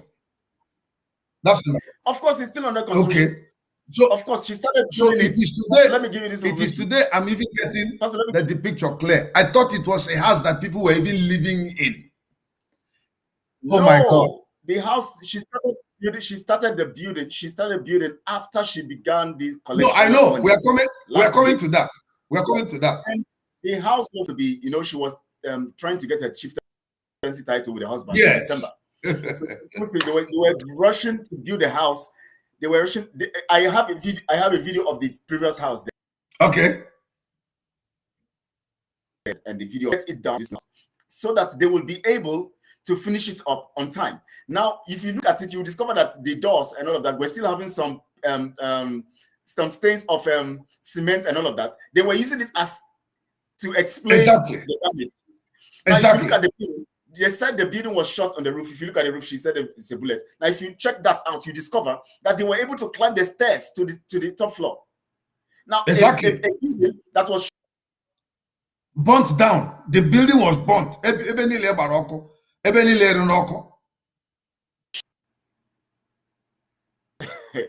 You know what that means?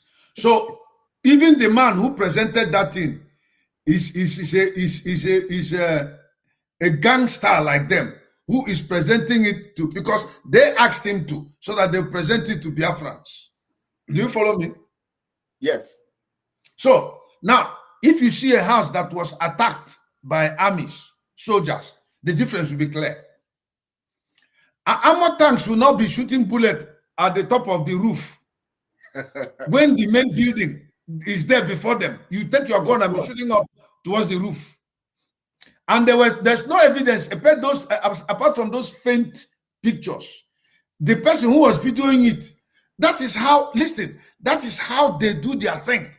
Oh they can never give you a clear-cut video so that you can give a proper assessment. They will make it blurry so that at the end of the day, you didn't see it clearly. You not depend on the information they are giving to you, and then they end up fooling you.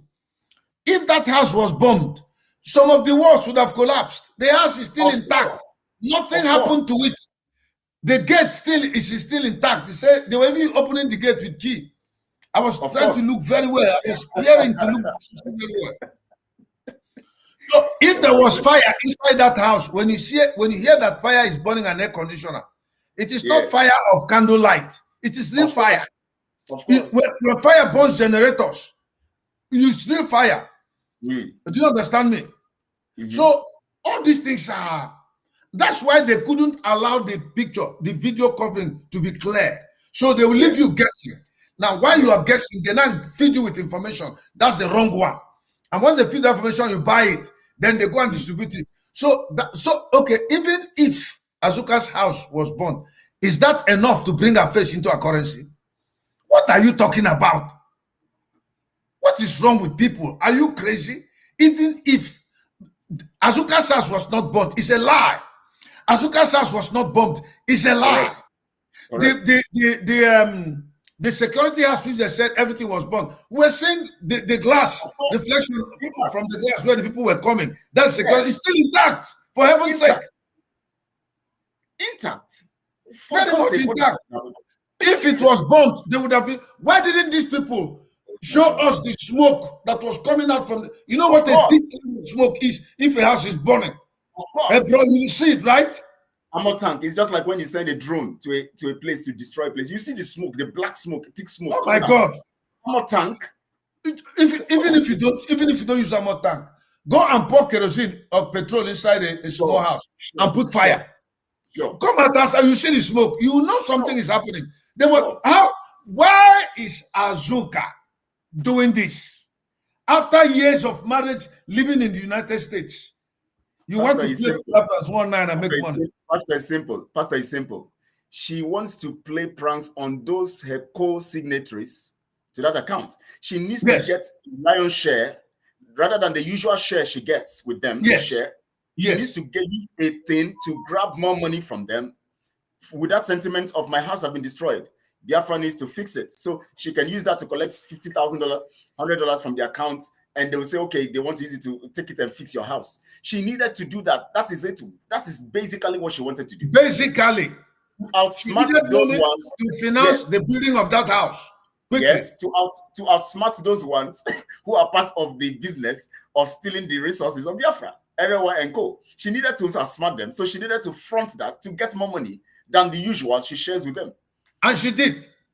Of course. And she got the money because I don't know if that house has been completed so far. We're supposed to know. That is basically what she wanted to do. Basically. Let me mute Madam Ifi. So Madam Ifi doesn't know she's already here. Oh, you didn't know you are here already. Oh my. So that's it. So Pastor, now let's go on because we are looking at these facts and how for 2 years Martin Namikano is in detention. They have done everything. Chinanza and his group have tried to destabilize and destroy ESN. Now Simon also have tried to destroy ESN. So they have their gangs now. They have now reduced the standard of ESN. Now they are making the Nigeria. Now you see the military, the checkpoints and all of that have now come back on the streets. Everywhere. The checkpoints are everywhere now. Wow. When Mazina was there, the checkpoints were taken away because he gave an order. But now, today, as we speak, the checkpoints are everywhere. All they are doing is to make sure they keep destabilizing and reducing the strength of ESN by causing and making sure that they keep revealing the places, the secret places or the camps of these men so that they can disarm the ESN and their militia will continue. Madam Ifi, you're welcome to the program. You're welcome. Good to have you. Good to have you. So much. Thank you. Yes. So you want to lend your voice to me? Hello, Pastor. God bless you. God bless you. Thank you. Now let's just talk because it's not going to be in any order. Whatever comes into your mind, you just say what comes into Pastor's mind as you are talking. You can come in and say something and then you go on. Let's just go on in that order because we need to, expose all this nonsense that is going on, against our people and the criminality going on. So today is random talk. Yes. Yeah, anything that comes to your mind, which you remember to tell us, Speak. It's nothing like, yeah, nothing like questions, explain this or that. Random. Yes. I think this one is even better. This is cool. It's a random approach. So we Yes. can this at the same time. So I've been talking. Let me give you Fia an opportunity, please. If I want to hear from you. By the way, your hair looks so good. Thank you so much, Pastor. Thank you. Yesterday, I didn't want to say anything about it because yesterday we were actually going very critical with time. No, you know you are not married. You don't know the value of being married. You don't know. Go ahead, my sister. God bless you. For having me, Kelechi. I appreciate it. Thank you so much. God bless you. God bless you. God bless you. So, thank you, my great Biafrans. I'm here. You all know who I am. There's no point in me introducing myself. I am that irrelevant person that is still relevant. That's still relevant. Amen. That's right. Very, very relevant. very relevant in this struggle because once we are here. Nobody tells us to go back. Nobody pushes us back. Nobody dare that. Nobody says, I am going to do great exposition. At the end of the exposition, it became rubbish. The exposition was nonsense exposition. I was thinking that man called himself Biafra Unite is going to do something else different, something that is not trending, something that I don't know what next, because as far as I know, as long as I know that I have not done anything wrong. And for that, I was waiting. Then the exposition came and it was trash, rubbish, nonsense. But thank God that we are here. We are not relenting. We are not going back. We are moving forward. We are the accountability group, the group that says that what we're doing is what doing well. Is what doing well. That if you are running an organization, you should do a transparency organization. You should run it in a way of that everybody will not be saying, oh, what are you doing? What is going on? What is going on with our money? But they refuse to do the needful. And then Madam Ifi said, I cannot stand this. No, that is not who I am. My father is called Ezoku Bondo. My father is called Ezoku. How else do you set a standard from a nation? Or when else do you set a standard for a nation rather than from the point of takeoff? That point, that's the beginning point. Now, if Simon & Co. cannot give account, and if Simon & Co. can be playing these kinds of games, what kind of government or nation are Biafrans expecting such kinds of people to have? That will be worse than Nigeria. That one is sure then. It's already because they still have Nigerian mentality, you see. So they still believe that our people are still dumb, our people are still daft, our people are still, everything, anything that you can do, we want freedom. So go ahead and dupe us, go ahead and scam us, go ahead, our money, we are giving it to you as long as you say you are going to deliver. So you can do whatever you like. But I am not that kind of person. What we are doing right now is a random talk. Anybody could just interject and just say something that comes to your mind as the discussion goes on. It's a random talk this time around because we want to point all this craziness and give them basics of this stuff. Biafrans need to know that what is happening is proving how low they reason. Because if Simon & Co. could go with this low-level scam procedure and tactics, and they can be manipulated, then it means that there's a lot of work to be done on Biafrans for such kinds of cheap manipulation to daze them.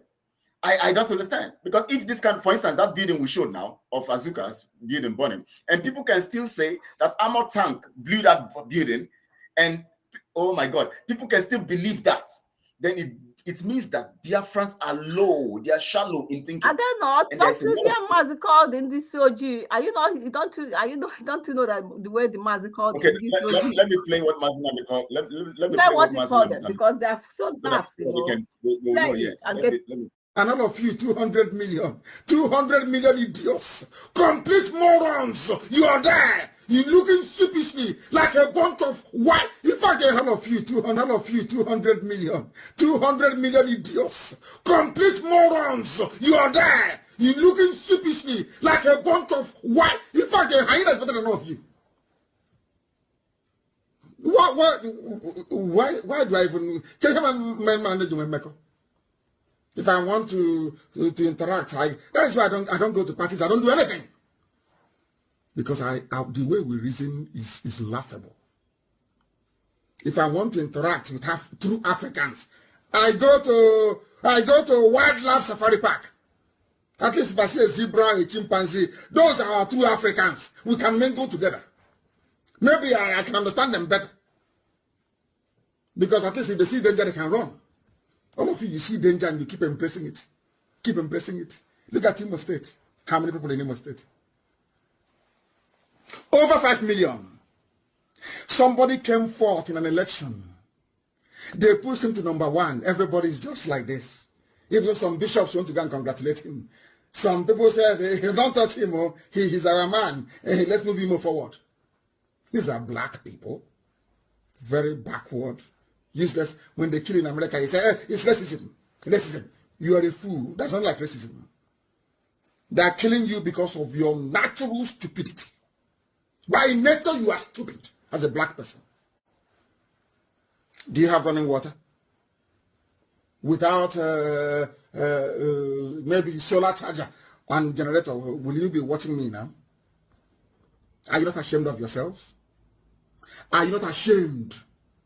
But UNN has engineering department, electrical engineering, electrical and electricals, all are rubbish. Uniport has it. Uniben has it. Everywhere, electrical and electrical engineering. Whatever that rubbish means, I don't know. No, electrical and electronics. But there is no light. The reason why they sent you to school to go and study electrical engineering is so that when you come out, there will be no more power shortage in the village. That's the reason why. So all of you, 200 million idiots, complete morons, you are there. You're looking sheepishly like a bunch of white. In fact, the hyena is better than all of you. Why do I even can I manage my makeup? If I want to interact, that is why I don't go to parties. I don't do anything because the way we reason is laughable. If I want to interact with true Africans, I go to wildlife safari park. At least if I see a zebra, a chimpanzee, those are our true Africans. We can mingle together. Maybe I can understand them better. Because at least if they see danger, they can run. All of you see danger and you keep embracing it. Keep embracing it. Look at Imo State. How many people in Imo State? Over 5 million. Somebody came forth in an election. They pushed him to number 1. Everybody's just like this. Even some bishops want to go and congratulate him. Some people said, hey, don't touch him. Oh. He's our man. Hey, let's move him forward. These are black people. Very backward. Useless. When they kill in America, he say, hey, it's racism. Racism. You are a fool. That's not like racism. They are killing you because of your natural stupidity. By nature, you are stupid as a black person. Do you have running water? Without maybe solar charger and generator, will you be watching me now? Are you not ashamed of yourselves? Are you not ashamed? But UNN has engineering department, electrical engineering, electrical and electricals, all are rubbish. Uniport has it. Uniben has it. Everywhere, electrical and electrical engineering. Whatever that rubbish means, I don't know. No, electrical and electronics. But there is no light. The reason why they sent you to school to go and study electrical engineering is so that when you come out, there will be no more power shortage in the village. That's the reason why. So you don't know.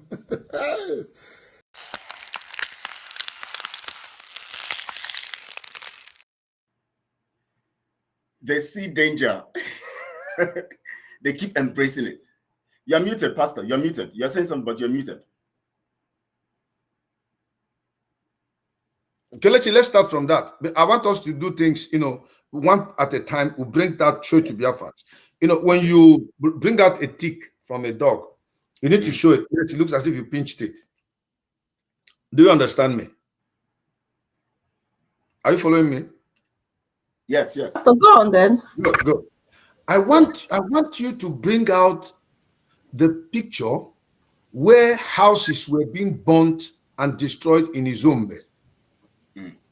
that was attacked by the soldiers. When you want to talk about somebody's house was attacked by the military.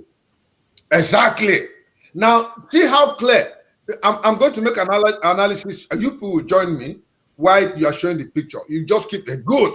Wonderful. Now, these are Biafrans listed. These are houses that were burned down, attacked by the military. You can see for yourself, this is a clear attack. You can't live here again. Are you seeing the rubbles, the electricity pole that was pulled down? This is different from what Azuka showed us. Now, this one, the pictures are clear.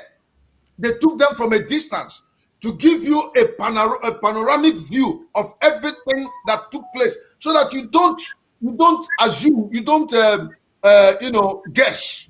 You are the information is fed to you for yourself. You begin to make your own deductions. Look at, have you seen your own evaluation? You can see the zinc is down, the roof is up. That's the roof that's attacked. This house was burnt. This is what happened in Izombe. Now, comparing it to what happened at Azuka's house, her camera was blurred. The house still intact. They left you guessing, so that you can only depend on the information they give to you. This is a fraud. This is to tell you, Biafrans, that Azuka's house was not attacked. It was a terrible good. See a house that was attacked inside. Look at these things. Everything on the floor. You cannot get anything from here. Everything has been reduced to rubble. Sure. So Azuka did that thing to collect more money from the funds she's been collecting, because she wanted to get a chieftaincy title, so as to complete that house or whatever money she's spending to get it back. This is a house that has been attacked. From a distance, you can see. I don't know if you have anything to say, if you want, Biko. Thank you. What else can we say now? You know, we keep talking, and there are people, you know, many of them they know the truth. The only thing is that they want to hang in with Simon because they have no option as it stands. So, but they don't know that the options they have is they have a lot of options. You understand? And they say they want to hang in. No other person is talking about Biafra except Simon is the one making Biafra to be alive. But you can't continue to be in a place where you know that they're telling lies. You know, they're duping you, they're scamming you. They're doing a lot of evil. You can't continue because this is very wrong. A house that was burned, when you see even the first time when that picture was trending online, I was kind of like curious. I say, is this really a burned house? Are you sure this house was burned? Like, you know, but I let her say, okay, let me call her and commemorate with her and say, I'm sorry, but the day I called, she didn't pick up the phone, even when we are still not in good times with her then, but she didn't pick up the phone. And so I left message to Simon. I say, tell your Azuka that I don't know what to say. Both of them are, you know, that I call, because they are both of the same feather. People that like to tell us lies, and they you know, that is what they are. Because it is so bad that our people are still believing that they have something to offer. It's so bad that our people are still believing that Simon is leading them in the rightful way. I heard that he's calling me that I'm a troublemaker in Ireland. Me, troublemaker? Where have I made a trouble? Because you came to Ireland and I have all the audio.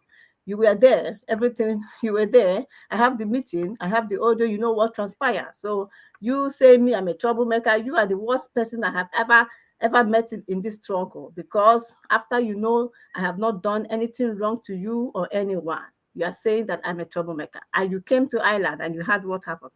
And the audio is there. I can even, one day I'm going to come out and I'm going to play everything that happened in that meeting. Then Biafra will know who is a troublemaker. Because if you say I'm a troublemaker, I'm going to, because this time I'm off for 2 weeks. So I'm going to bring all my time and be playing all the audios. Let them be listening, because I am shocked you saying that Ify is a troublemaker in Ireland. So let's see who is a troublemaker. With all the audio recording, I will play the meeting that we had and let everybody know who is a troublemaker in Ireland. And so, you know, when that house was burned, I was like, oh my goodness, is this really happened? So then some of our ladies called, and some of them other called, and she picked up their call, but she refused to pick mine. So she answered their call, and she was saying to them that the gate man, that he called the gate man to leave, you know, the gate man left, and that happened. And then I said, then he now down on me. I said, my goodness.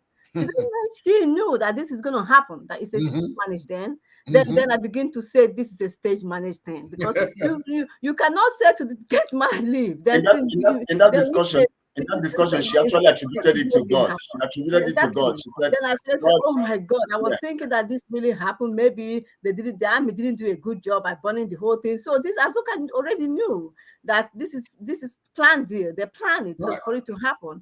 That she has to tell the gate man, the outside man, of where to leave. And then the army came with the armored car. And when you look at that house, you know that house is not really burned. So you see, Azuka, I have known her for the few months I have known her, there's no truth in her.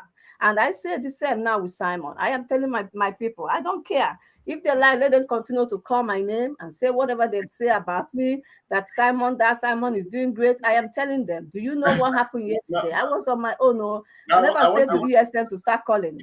Do you know I got a call and they started crying and they started complaining again for a camp for over February. Simon know this camp. Azuka know this camp. And this is the camp that they all know. They know it. And they have been contacting him. And they have been there, as even recently, Simon gave them money. Simon gave them 6 million to go buy a truck, to go buy whatever again, and added with the feeding money. Since then, do you know February, March, April, we are when? And the worst part is that when he calls Simon will bang the phone. The phone will ring. Simon will not answer. We cut the phone. We decline the call. And he will be calling Azuka. He will be calling Azuka, and Azuka will decline the call. So yesterday he started calling me and said, Madam Ifi, we are hungry. I can play.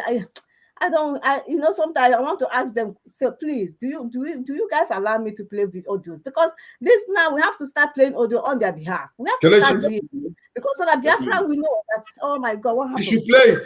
Yeah. Definitely. We need evidences. We need to prove to Biafrans. Definitely. It's not just about you and I talking. Yes. It's coming from the camp. We should allow this lady play this thing, for heaven's sake. Thank you. Very well. Very, very important. You are muted. You are muted. You are muted. Ify, I cannot hear you. Are muted. Okay. Sorry. No, it's time for us to start playing these audios. I have to tell them. If they really want me to fight or really want us to let Biafra know what they're going through. No, we want you to play it because we want Biafrans to know what's going through, what they're going through. So please play it. Nobody should hinder you.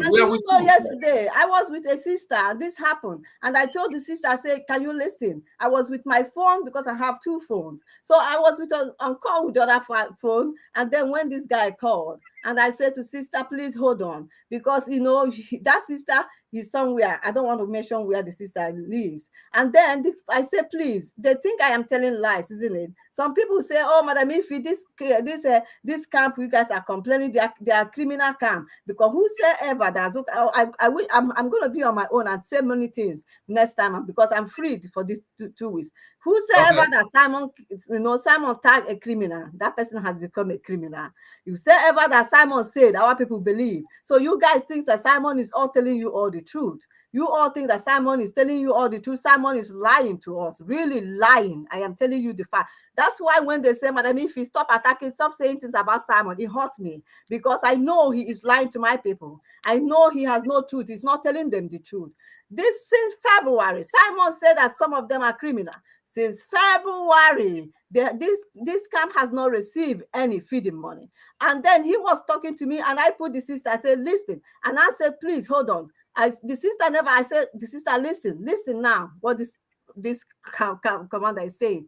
And the sister was listening. At the end, she was crying. And she said, Ifi, so this is true. So the money they are contributing, because that sister pays a lot. He pays more too. He said, so the money they are contributing, they are not giving to our people. They are not giving to ESN. I said, I'm telling you, now you've had it. Now you've listened. You have heard that they are not what he's saying. Am I the one that called? Am I the one that look at what he's saying? Look at what's everything. It was so shocking. And Simon knew I'm saying the truth now because he knew the camp. And he has relationship with he has interaction with them. So Simon, for more than 5 February, you have not sent any money to this person, this camp. And this is the same camp that Sam Azuka told that Azuka said that he said that that Umada is eating the money. The same. Then the guy said, no, I never said so. And Azuka said, no, you did. And at the end, I have the audio The guy said to me, Madam Ifi, this is the audio. I was smart to record it so that I don't know, maybe tomorrow they will use it against me. And when I listened to that audio, she was actually accusing that he must apologize, right? Yes, exactly. He was, Azuka was accusing him that he must apologize. So I have the audio too, and I think that enough of all this saying to me, Madam, if you have no voice, you have nothing, you have nothing. You know why? Because if I start playing all, and I think this is the right time, because this saying that we have no evidence. Simon, shut up your mouth, because you know I have a lot. You know I have a lot. So don't ever say you have no evidence. That all these cap are criminals. Simon, you're telling lies. You're telling our people lies.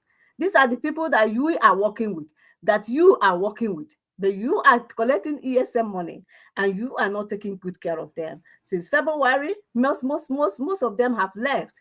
These are the camp that Mazin Nandi Kanu put together, and they have all left because of hunger, because they have nothing. Even armies are coming to their camps, bombarding them. They can't stand. They will run. They will run away, and they have all gone away. Gone. Is this right?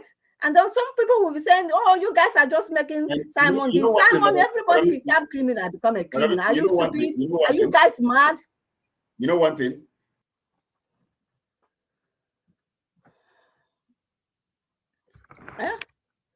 Are you guys mad? Can't you believe what that? When most of that woman was shocked. That woman was crying. She was crying. She said, they were thinking that all this. I said, no, thank God that it's the right time that this guy called, because I was on the call with the person, and he called, and then he had everything we discussed. Everything, he had it, and this woman was crying. This woman said, thank God, I will never give again. Even time, I'm never going to give, because I never knew that this is happening to our people, to our men. You know, those camps that have been attacked. Those camps that have been attacked are attacked because Azuka and her team are exposing those camps to the enemies. They expose those camps to the enemies, and that is how the enemies, the Nigerian military, get to know those camps. They don't just get to know those camps on their own. They are being exposed. You know, that someone must have ignored them for reasons, because he has been thinking, which student, which one, which of. You are muted. We can't hear you. You're muted. Yeah. How this which camp is this one saying Simon is taking? Because none of them, none. Don't shut up. Okay. Can we do it this way? Can you play that audio? Let them listen. Yes. Let them listen, because evidences are needed in whatever we want to do. Do you have the audio with you? Let me bring one and play. Thank you so much. I in my own, I've always been using just one phone, and sometimes my phone is in disappearing messages. After a time, it will disappear from my phone when people send me information. Why not reset it? Remove it. Remove the disappearing message. Remove the disappearing message. Yes, I have to remove it so that it doesn't happen again.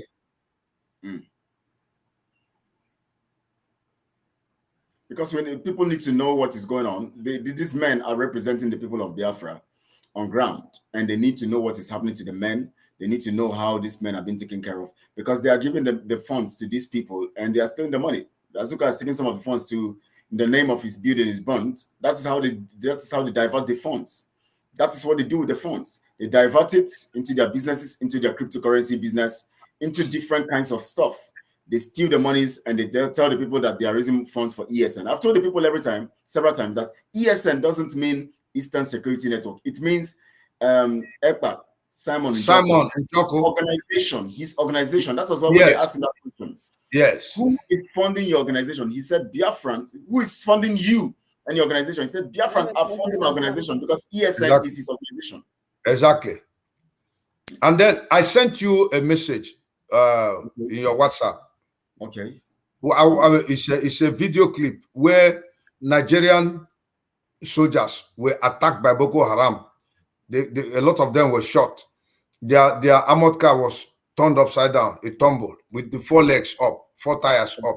Now, we're going to discuss that after Ifi's own. When Simon says that he's giving them water, Biafra 30, Nigeria 0. We don't see any evidence. But when Boko Haram attacked Nigerian soldiers and killed them, you see the evidence is there. Sure. Do you understand me? So we need to bring these things to Biafrans. Let them start thinking. Stop being stupid. Especially those that follow him. Because when the Ambazonians killed the Cameroonian soldiers, you see it open, live. But that of the Simon Ekpa's BNL, which when he collects money with ESN name, he uses it for BNL. BNL does not exist on ground. It only exists on Simon Ekpa's platform, in his head, and on the internet. They don't exist really. Now all these monies are used there, and that is what we are told. Nigeria, they get water. We are not seeing anything, nothing at all. He's the one that will make the announcement. He's the one that will reveal it. No video to show, nothing, and people will just believe him. So whenever Ify said it, she will just give us a signal while we are talking. Now, when somebody told Ify that if Simon says you are a criminal, you're a criminal, they have alluded to Simon the power of God. It's only God that tells you you are evil and you are evil, because God knows you better than you know yourself. Do you understand me? So if someone comes out and says somebody is evil and everybody believes Simon, they have alluded to Simon the authority of divinity. He is like God. Whatever he decrees must be established. It is wrong, because this same Simon is wicked, ungodly, and very fake. He's a liar. And he prays, P-R-E-Y-S. He preys on the people's gullibility, because whatever he tells them, they listen. So he preys on their gullibility to always buy his information. Correct. So he comes out and says, I have written to United Nations. They believe him. What is the evidence? Has there been any response from United Nations officially? I don't mean automatic machine response when you send a text. No, I'm talking, have they responded to him? If something happened, why is it that the American press don't report it? It is Simon that reports on behalf of America. Why is he the one that gives all the information? The countries, organizations responsible don't give information to that effect. When you hear Woto, it is only Simon that says they killed 100 of Nigerian soldiers, or 220 or 30 today, but there is no evidence. That's what Azuka will always tell me that time. She will say, 9 Ebuhao, today Ebuhao, 5. Any evidence? None. No single evidence. Behaving like primitive people. I sent you that picture so that you show it. In current generation, people will just come and tell you things with their mouth.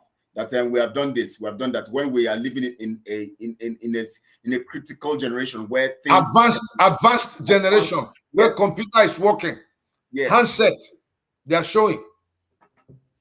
So whenever Ify gets it, she will give it to us, and we hear. Okay, so can you play that? Can you play that picture while we're waiting on Ify? Where Nigerian soldiers? I just showed it to you. Where Nigerian soldiers? I want to get it now. I want to get it now. I hope I'm not going to be cut off. I'm still here. Let me get it from my. Okay, let me get it quickly before this stuff cuts me off. Unless I can even play it from my handset here. Yeah, I want to put it on the screen so people can see it. I want to play it so that people can see it. I can play it. I'll play it now. I've got it already, so I'm going to play it. I'm going to play it. Okay. Yes, I'm going to play it. So I'm going to get it down now.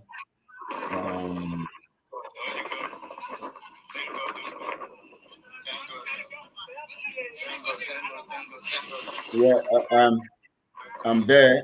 I'll get it now. If you have seen this stuff, you've not seen it yet. So let me get this one. Let me get this one now and play it. From downloads.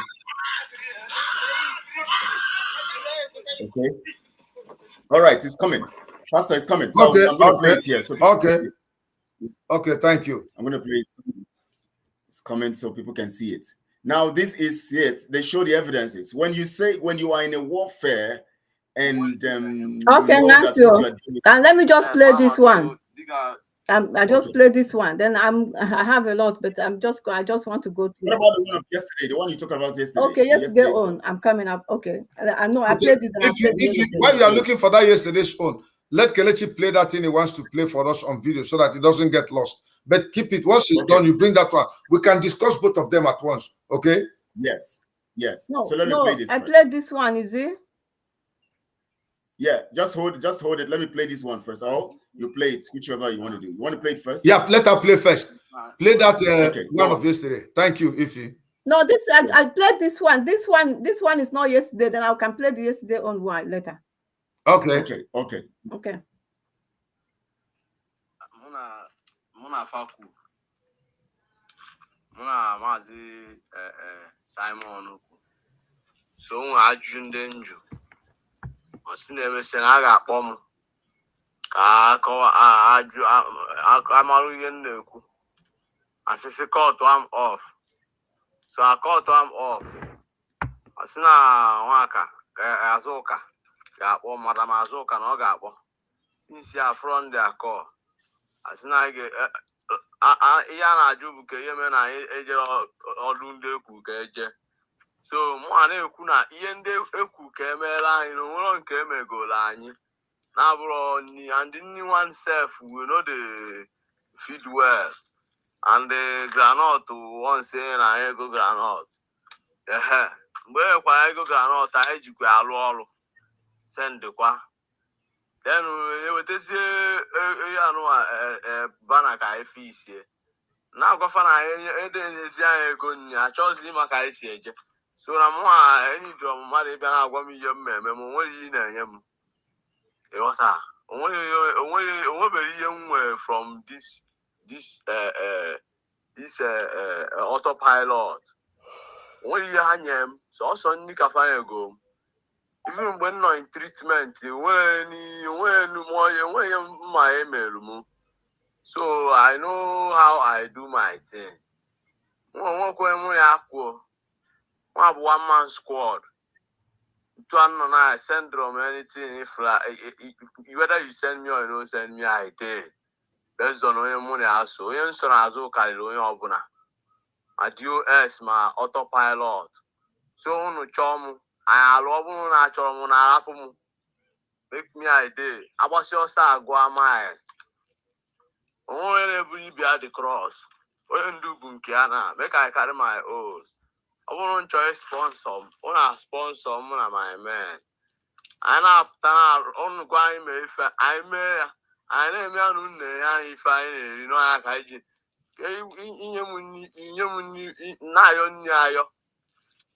So you never do Maya. Likewise, DOS. You find a murder Maya. I tell my own no. Only talk I wrote, Utia, Robin Chalk I wrote in all work. Over a 5 9 sim Mujave, Jabo Fuebe. Okay, see, I'm charging them work. Okay, I'm suspect bagana. I can't do a Nepulon upon I.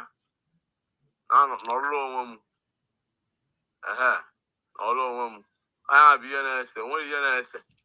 On the money, I'm mad chicken change. Biana command you. Only you got a little mad before command. At this stage, Anna. Stage Anna need the sponsorship. Only a sponsor. You need 2 times sim save video. MNK. With the number with a phone. If it's quite save video, you save video, my man can wait. I'm a child, my mother, when I'm my barra. So everybody is a suspect. Oh, I'm mad. Everybody is a suspect in this journey. So I got to be careful. That is why I am dodging myself. Shalom. Yes, can work. Okay. That one I don't want to say the camp because there's no point. But see, I have a lot of a lot of, and this is the people that are on opposing and criminal because he has tagged them criminal because he stopped giving all of them feeding money. So who knows what he's doing using the money to do then, because the fundraising he's not giving them feeding money nor money for anything. So what is he doing with the fundraising money then? That is my concern. Because he tagged them now, and that people believe, and that people say, is if he can give. Do I create it? Do I know any? Am I the one that created ESN? Do I know how they created it? Do I know anything about them? So how come they become if he gang. These are the people, the Simon and Azuka went, and they promised that they're going to be doing this for them. They're going to be, you can even hear, I'm going to bring the one that when they say, when they had a meeting, when we took over from Nelly and Oyibo, the guy promises, Azuka promised them, if they'll be drinking tea, they'll be eating eggs, they'll be looking after them, and they were saying, are you sure you guys are going to do this? Are you sure? And they say, yes, we will do it. Don't worry. And I was even in the meeting when this was going on, and I was saying, I hope we do this. Now they're saying, none of them, no one, not even only giving them, even don't give them those necessity like egg or drinking tea. Give them feeding money. No, you're not giving them, and they're all. This is what is happening. So what is going on here? Let me play the other one now. The one of the Boko Haram. The evidence.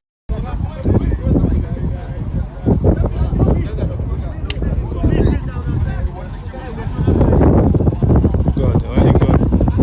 Thank God. Thank God. Thank God. Thank God. Thank God. Thank God.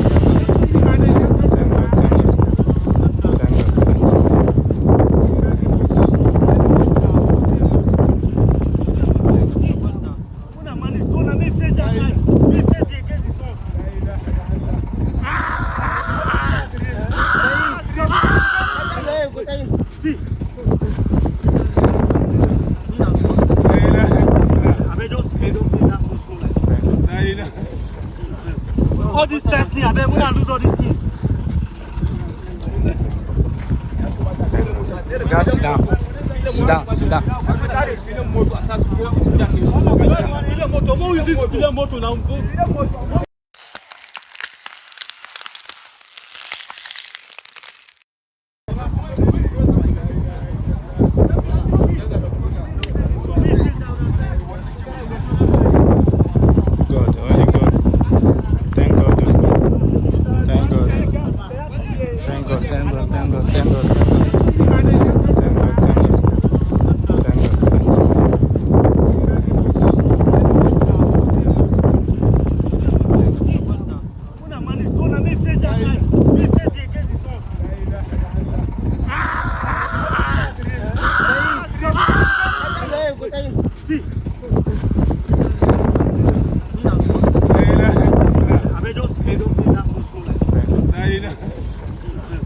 All this time, I bet we not lose all this thing.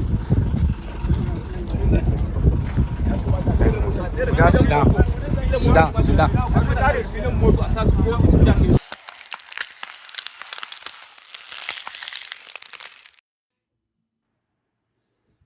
So, Casey, hello? Yes. As you can Yes, see, we can hear you. We can hear you. as you can see, Boko Haram gave them water. It is clear. Boko Haram does not need to come to the internet to tell you water. Boko Haram 30, Nigeria 0. It is there. Clear. That's it. Very simple. That's it. You saw the soldiers on the floor. The vehicle that has the 4 legs upside down. You understand me? When you go out to fight a battle and you win, you don't need anybody to come and talk. You don't need to come and tell people. In this modern day of technology, you have your phone. You take pictures of what is going on. Present it. Everybody sees it. Sure. So when you hear how many soldiers are there on the floor, maybe about 10 or 15. How many soldiers are there totally? Maybe about 30 soldiers were beaten by Boko Haram. You cannot say Boko Haram 30, Nigeria 0.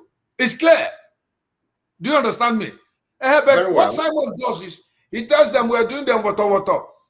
And in Twitter, Biafra 20, Nigeria 0. Where? You can't see. And those who follow him are so brain dead and stupid that they're also sharing it. They say it's propaganda. They say they need propaganda. They need it. So you need that kind of propaganda. Who are you doing it for then? So the army, the liberation army that Simon has is in his mind and on the internet and on his platform. They are not on ground. And with this kind of phantom soldiers, you know what phantom is? Phantom soldiers, monies are collected from people in hoping to be used in the name of genuine soldiers. They use it for phantom soldiers that don't exist. And the thing goes into his pocket and that of his cronies. Now, I blame, in fact, the IPOB autopilot media is as daft as the people that run their different platforms. They are the biggest disgrace in this project so far. Because none of them can ask questions to find out what is going on. What do we have to present on our platform for the whole world to see? Nothing. Absolutely nothing. But look at Boko Haram. You know that these guys on the autopilot platform are not even truthful guys. You already know. We know. Yeah, of course, guys. I know. Definitely, you don't expect somebody like Gaddafi, who is the hitman, to ask questions. You don't expect somebody like Tuki, who tells you that he's here to make his money. Gaddafi has a track record of involvement in one shady deal or the other, apart from it, Obiko. So how can he come and you take a criminal like that to make him in the police department? Birds of a feather flock together. That is it, because he has to come. That's the line of the crime. Exactly. That's where the crime. That's where they make the whole thing. That's where there is no merit. Madam Ifi, you're muted. No integrity. Nobody will ever tell me to go to Salmon, because what am I going there to do with all lies? Yeah, I can never. You see, Simon himself knew that Gaddafi duped me. He knew, because that is bed of the same father. That's what Simon exactly. Does. He does visa thing, and he doesn't issue people visa. He has done. Exactly.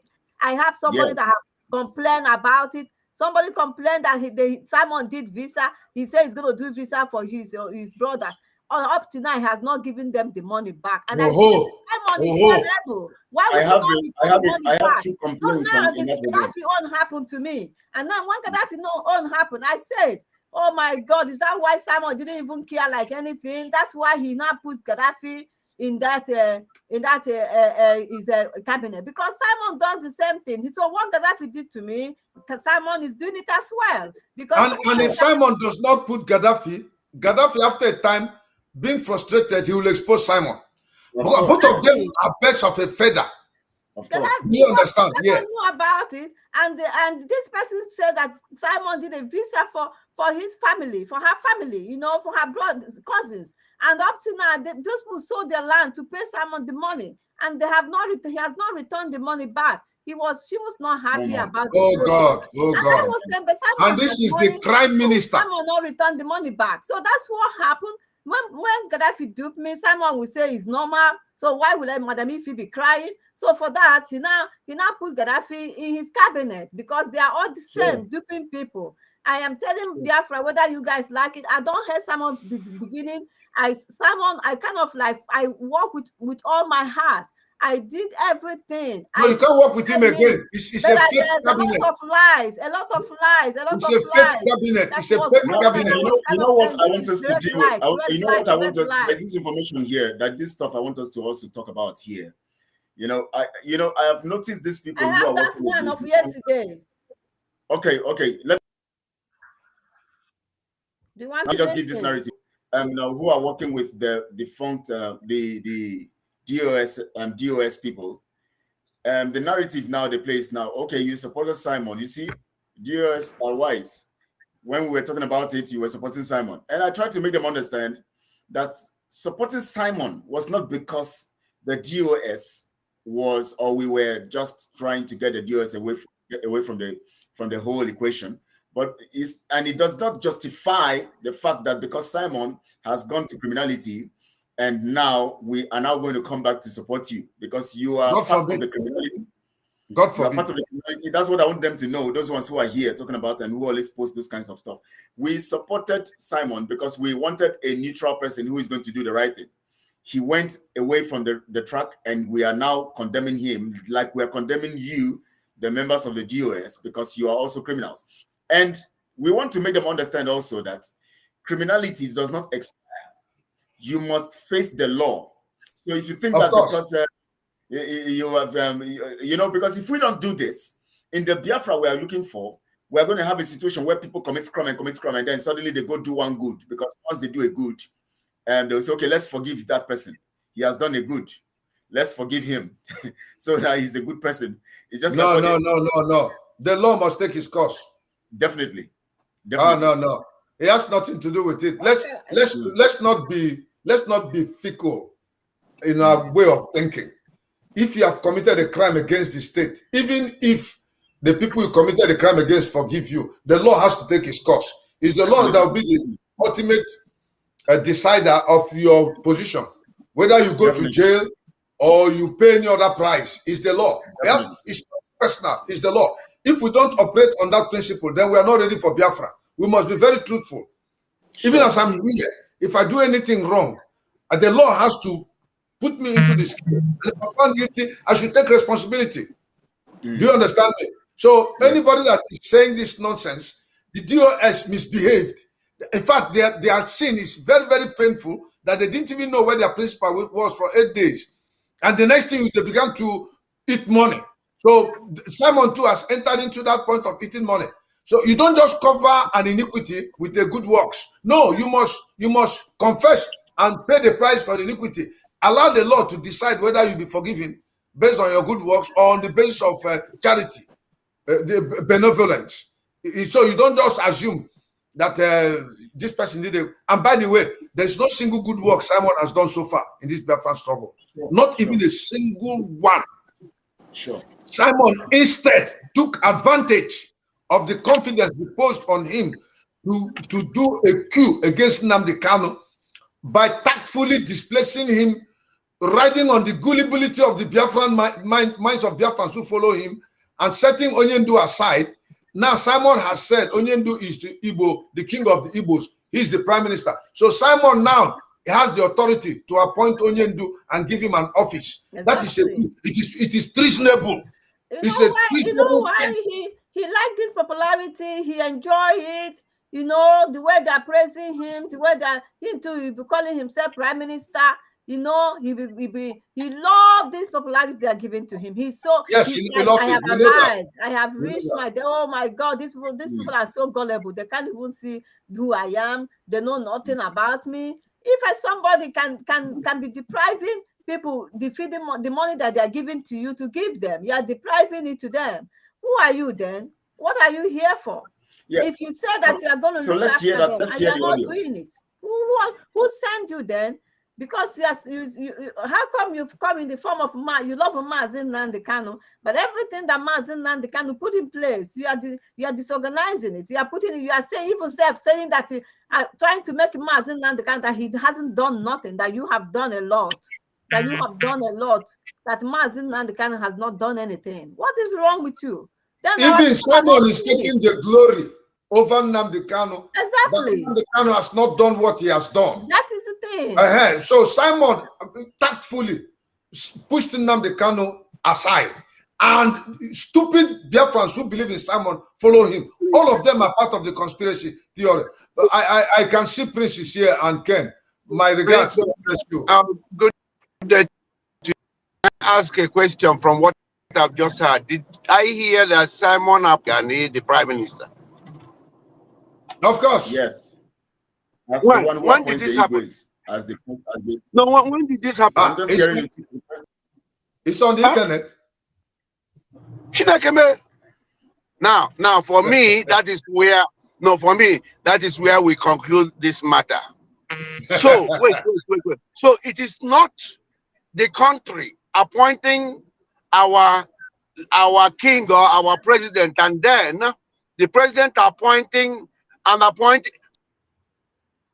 Now it is this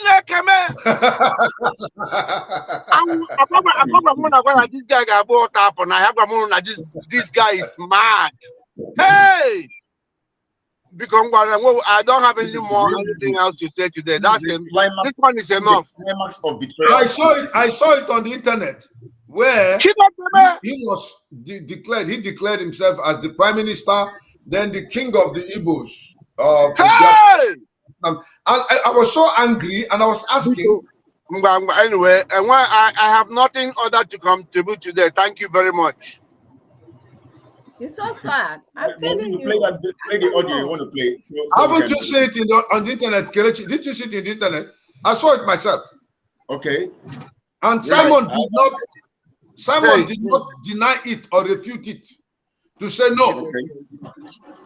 Yeah, because that is why that is the reason he know why he's here for. You know, he's really here for our freedom. He will humble himself and serve the people and get the freedom, as Mazen Nandekanu did. You know, and him saying that he's trying to put Mazen Nandekanu down, but he's the one doing all these things. No, he has gone to rally. So Mazen Nandekanu has not gone to England. Let's put something straight. Oh God. Don't appeal to Simon to serve the people. Simon is out of the picture because he has derailed from the project. So when you say he should serve the people, no, there was a time when Simon pretended he was serving, and we thought that he was going to work. But along the line, everything about him was revealed, and we've seen it. So Simon is not serving. In fact, the Biafran Republic government in Israel is a different nation. You know why? Let me tell you something. You know why Simon doesn't like people to come close to him? Because Simon think, you know, when you suggest that bring this, he goes and he want to be, he's here. He doesn't want people to know, go deep and know who he is. That's why he doesn't want to, you know, he's thinking that he doesn't want people to walk close to him. Like, you know, he wants to be in charge of this, do that. He doesn't give people chance to come close to know him. You understand? Yeah. So it doesn't want to, because if you come close, you will know him. If you have a good heart, if you have conscience, if you have the audio you're talking about, you will know. If you don't, like somebody like Azuka, which they are best of the same feather, you know. So he doesn't care. Whatever you do, go ahead. I'm supporting you. I am doing it. But me, I am kind of person I question. I said, this is not right. This is not supposed to be so. Why is this like this? Right. Why is this like this? Because of our time, do you want to play that audio you have? The audio you're talking about. Okay. And Comrade Ken, you're welcome. You have not said anything seen at your phone. You're not saying anything with us. You're just on your phone. Please, can you play that audio so that we can do our final discussion on that audio? Okay, then we go, because we're looking at this is it. Yes. I'm not sure the volume is high.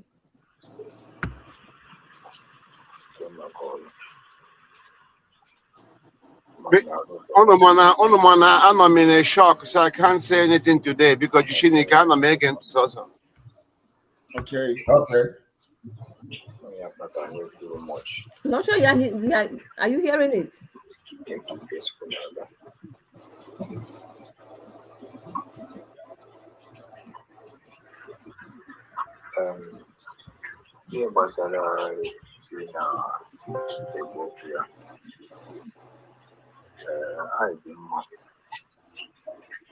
And I managed to go wine or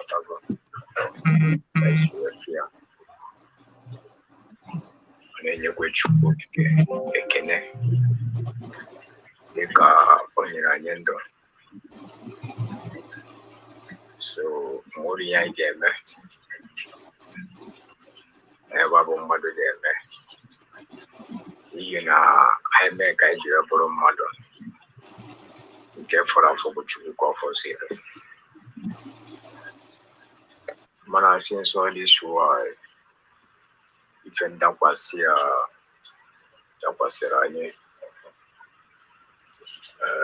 I know what any airport for now. And then Papa, now you no help.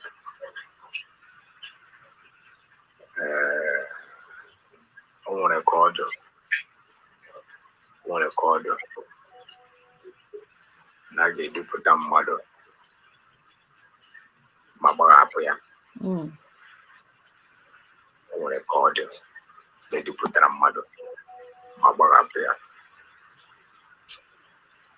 I want to know how I do where young well. I want to know how I do pass over the road.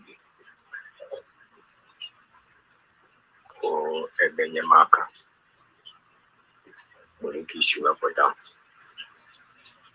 No, do I knock at that?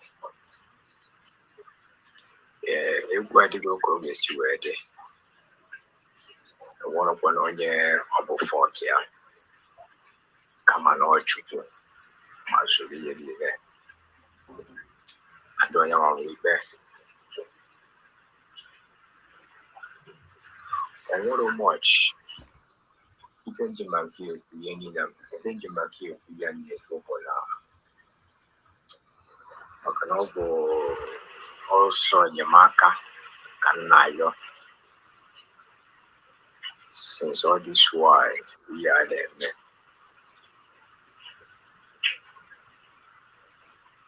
When is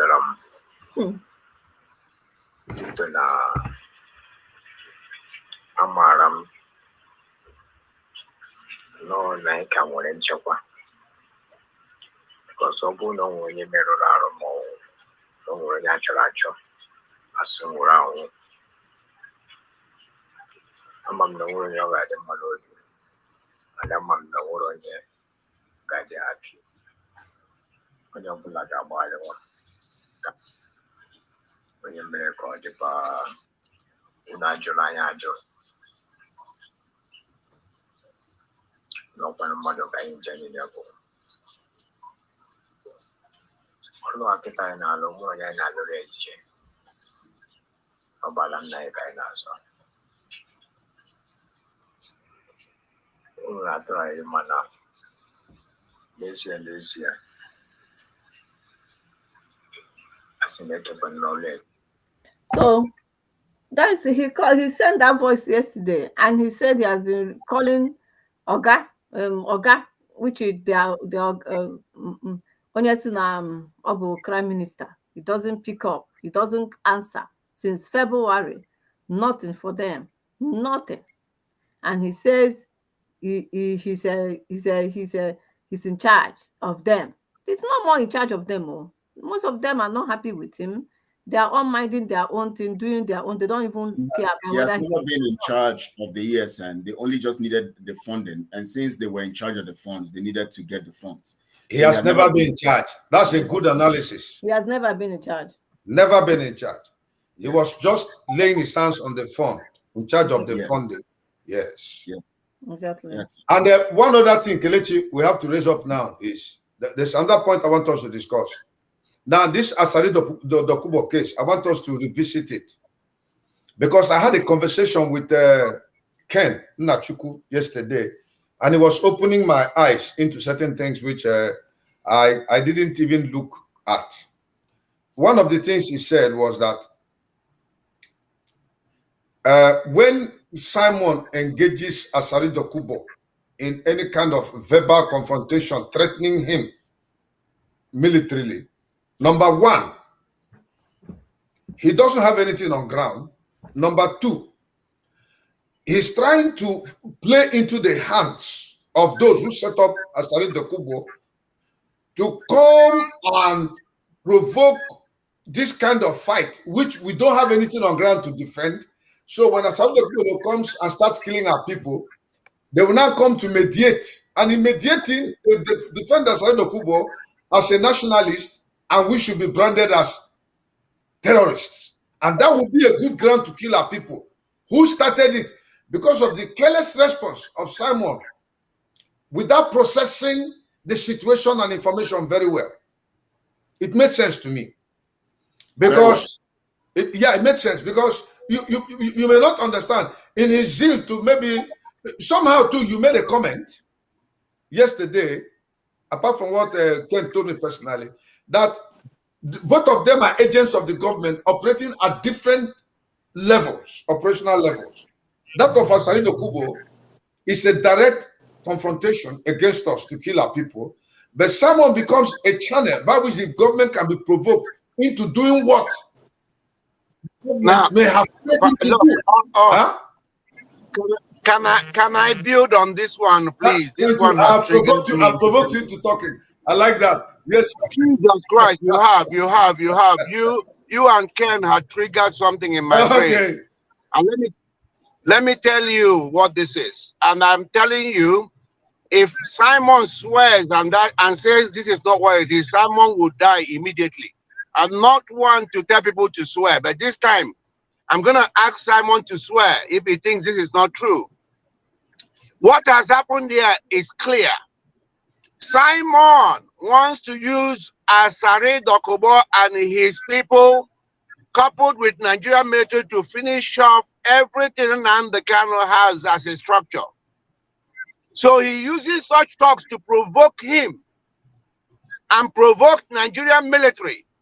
So they will now go and begin to kill us. Look, the only thing Simon wanted was the money and then to set up a little militia that would protect him and whatever he's doing in Nigeria. That's all. So upsetting or trying to go into argument with Asari Dokubo is just a means to trigger him to now move with the Nigerian military to go and finish anything left behind by Nnamdi Kanu or anybody that would. I'm telling you, that's just what it is. In fact, it is so obvious now. Let me let the people know that that is just. Let me let the people know that that is just the truth. Let me just let the people know that's just the truth. Now, as at yesterday or so, Asari's men were already in the mission of coming to kill in our land, and his men were ambushed and killed. Now that tells you that that is the plan, to gate killings so that there will be a kind of unrest. It will come into our land and begin in the name of trying to stop an unrest. So that's what is going on. Kelechi, did you mute me? No, you are out. You are coming out. We are listening to you. You can speak. No, go on. We can hear you, Ken. We can hear you.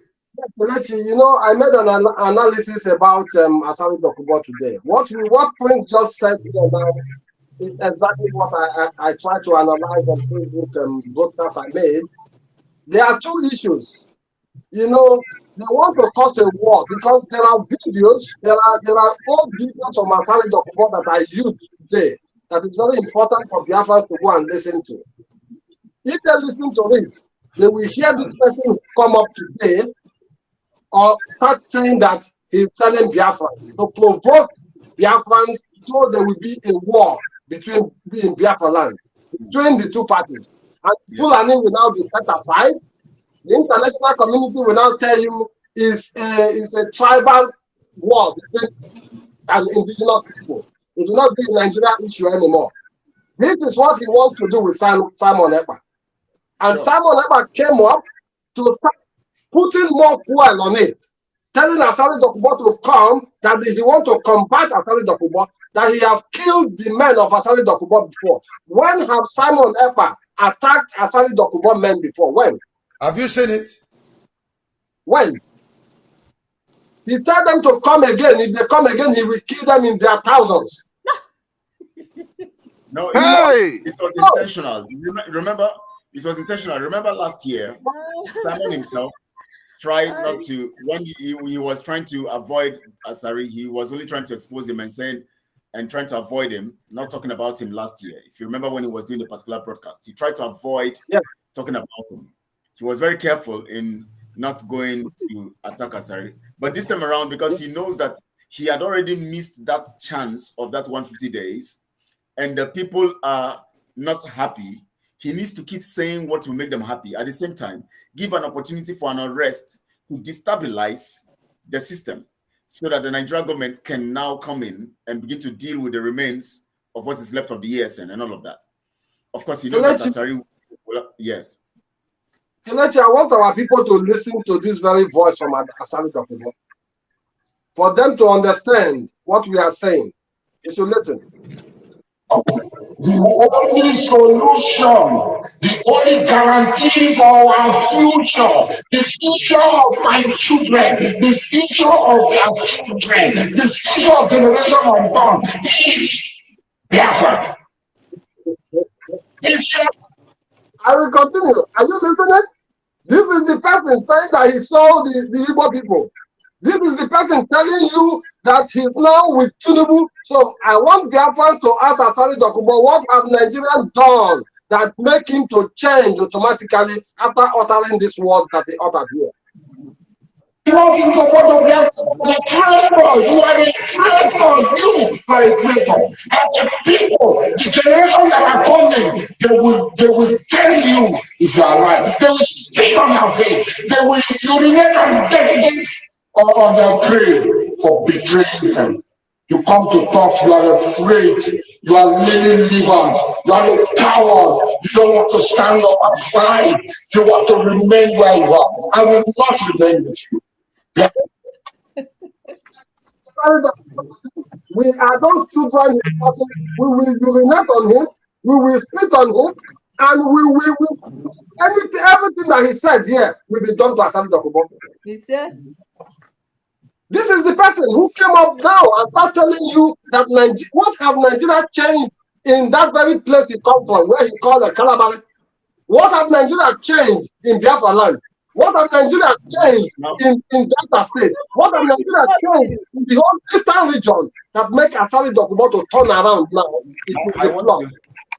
Now, one of our sisters here, Ego, sent me a voice interview of Asari Dokubo. I want to play it. Let me play it so that we can also hear Asari speak. You know, when these people are speaking, you just know the kinds of people they are and know what dimension they're coming from.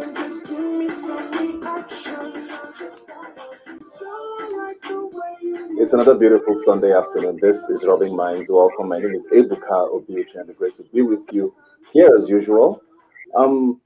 He's someone who's going to be here today to talk about a lot of things that he has to get off his chest. Alhaji Mujahid Asari Dokubo is here with me. You're very welcome, sir. Good afternoon. Thanks for being here today. I started off talking about Nigeria and all of that, but we're going to get into that. I want to start off on a personal note, because a lot of people hear your name and they hear about you and they have many different perceptions. But I want to ask you, what do you do? What does Asari Dokubo do for a living? Let's start with that. I'm a businessman. I'm into education. My business mostly centered around education. I have about 4 schools. I have nursery. I have Creche Nursery Secondary School, Kingamakri International School in Cotonou, Republic of Benin. I have Kingamakri Automobile and ICT Academy, and I have Kingamakri Arts Academy and Kingamakri Sports Academy. They're all, it's only education I do by March. Kingamakri African University will come on board. That's what I do. You seem very passionate about education, but you did not complete your university education. Does that have any relationship at all with you trying to invest in education and encouraging people? I think the education we're being given in Nigeria is very, very inadequate. And I think it just prepares people to speak English and to write and to make noise. So what are you doing differently? What I'm doing differently, I can't, if I tell you now, you will not know. But any student who graduates from my school is skilled. That is, he is morally strong, intellectually strong, and physically strong. In my school, we prepare the student for the outside world. There is no person. Yes, there is no person who leaves my school that will be looking for an NPC job or shell job or I won't get it. Yes, yes, because even as you are in school, you can service yourself and your family. You can provide for yourself and your family. Interesting. Still talking about your school, and one of the biggest controversies I know that has come up with you and your schools is the fact that you have a university in the Republic of Benin.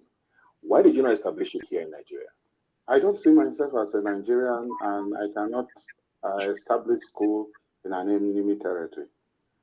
For over 30 years, I've been at loggerheads with the Nigerian government. First, I cannot establish school in the enemy's territory. The union leader, the president of National Union of Rivers State Students, etc., participating in student unionism and so on, have been an enemy of the Nigerian state, so to say. Up to today, there's a treason trial hanging on my head. And you cannot just put your business in an environment that one person will get up and say, I close down this business. And it's not going to do well. And I cannot blossom. I cannot flourish I want somewhere where I can express myself and flourish. And that's what I'm doing. We started small, and gradually we're becoming bigger and bigger. Business is nearest. You look at the best environment where your business will do. Business is all about profit. It's not about emotion or sentiment. It's all about profit. And I am there to make profit and to also put my aspiration to bring my dream into life, That's what I want to do. And I can achieve that here. So, so his knowledge of education is not about the betterment of the people. It's about profit, because business is profit. And so the only way he's going to respond is when the profit is going to come. And that's why when Nigeria government contracted him, he decided to go, because more profit is coming. He has to guard the pipeline and get some percentage. So as Saridu Kobo is concerned about profit, nothing but profit. So even if he goes and invests in education, he's actually seeking the profit, not just because he wants the people to get better. Yes. Let's look at the moral aspect too, because I jotted down two things. He said here that the students from his school are morally strong. We're looking at things entirely now from that perspective. Morally strong and intellectually strong. Now, as Saridu Kobo, listen, because we are going to discuss issues. It's not an issue of coming to call him a pig or a bloated toad. No, that's not what I'm here for. We are here now to look at issues objectively. Now, if you want to build a school, you have a concept in your mind to lay down a foundation which you can build up future leaders of any particular nation. And one of them is moral rectitude. Am I on the right? Am I saying the right thing? Yes, correct. You're right. One of them is the moral rectitude. The second one is intellectual capacity, right? Correct. It therefore means that inside your mind, you have a noble intention, an idea that will benefit mankind in the future, right? And then if that is your idea, you as a person should be on the platform to be looked upon based on your antecedents, things you have done before that has brought you to this. Let me give you a classical example. Taisho Larin had the Mayflower School in Ikene. He was so outstanding in education that the Mayflower School had the sons and daughters of top government officials being students there, because Taisho Larin was an example of a man that was morally upright. I'm not talking in terms of his religious beliefs. I'm looking at his morality. Taisho Larin was a man. I'm sure you know him, Taisho Larin. The school is still there, okay, and doing great. Mayflower Secondary School is still there. Now, on the basis of Taisho Larin's behavior, you could establish a school whereby people could make reference to Taisho Larin that this man is a morally sound person who is disciplined and does not compromise his principles. Even Obafemi Awolowo will recognize that. Now, when you put it side by side with Saridu Kobo, look at his antecedent. Saridu Kobo is known to be a rebel child in the family. Saridu Kobo is known to have been sleeping with all the girls that stay around him forcefully. Saridu Kobo is known to have declared that killing people is his professional job. Yes. That's what he said. And now he's raising a school. What is he going to tell the students? Saridu Kobo has also been known to be somebody that carried weapons as a militant against the government, the Niger Delta Volunteer Force, which he was leading. Then Saridu Kobo is also known to have been a thug, a kind of political thug, which people that hire to be the local Capone, if they want to harass, it's Saridu Kobo that they meet. They buy ammo and give to him. He gathers boys who smoke Indian hemp and live wrong lives. So tell me, what morality or what moral standing does Saridu Kobo have that he could be saying that they will be morally strong? It can only happen in Nigeria. This same Saridu Kobo has been employed by the Nigerian government to be their spokesperson to denigrate and mock the Igbo people. Just like Sekere hired Rafshake to come and mock Hezekiah in the book of Isaiah. Yes, please. I have more to say, but let's start with the moral perspective before we go to intellectual one. Thank you, please.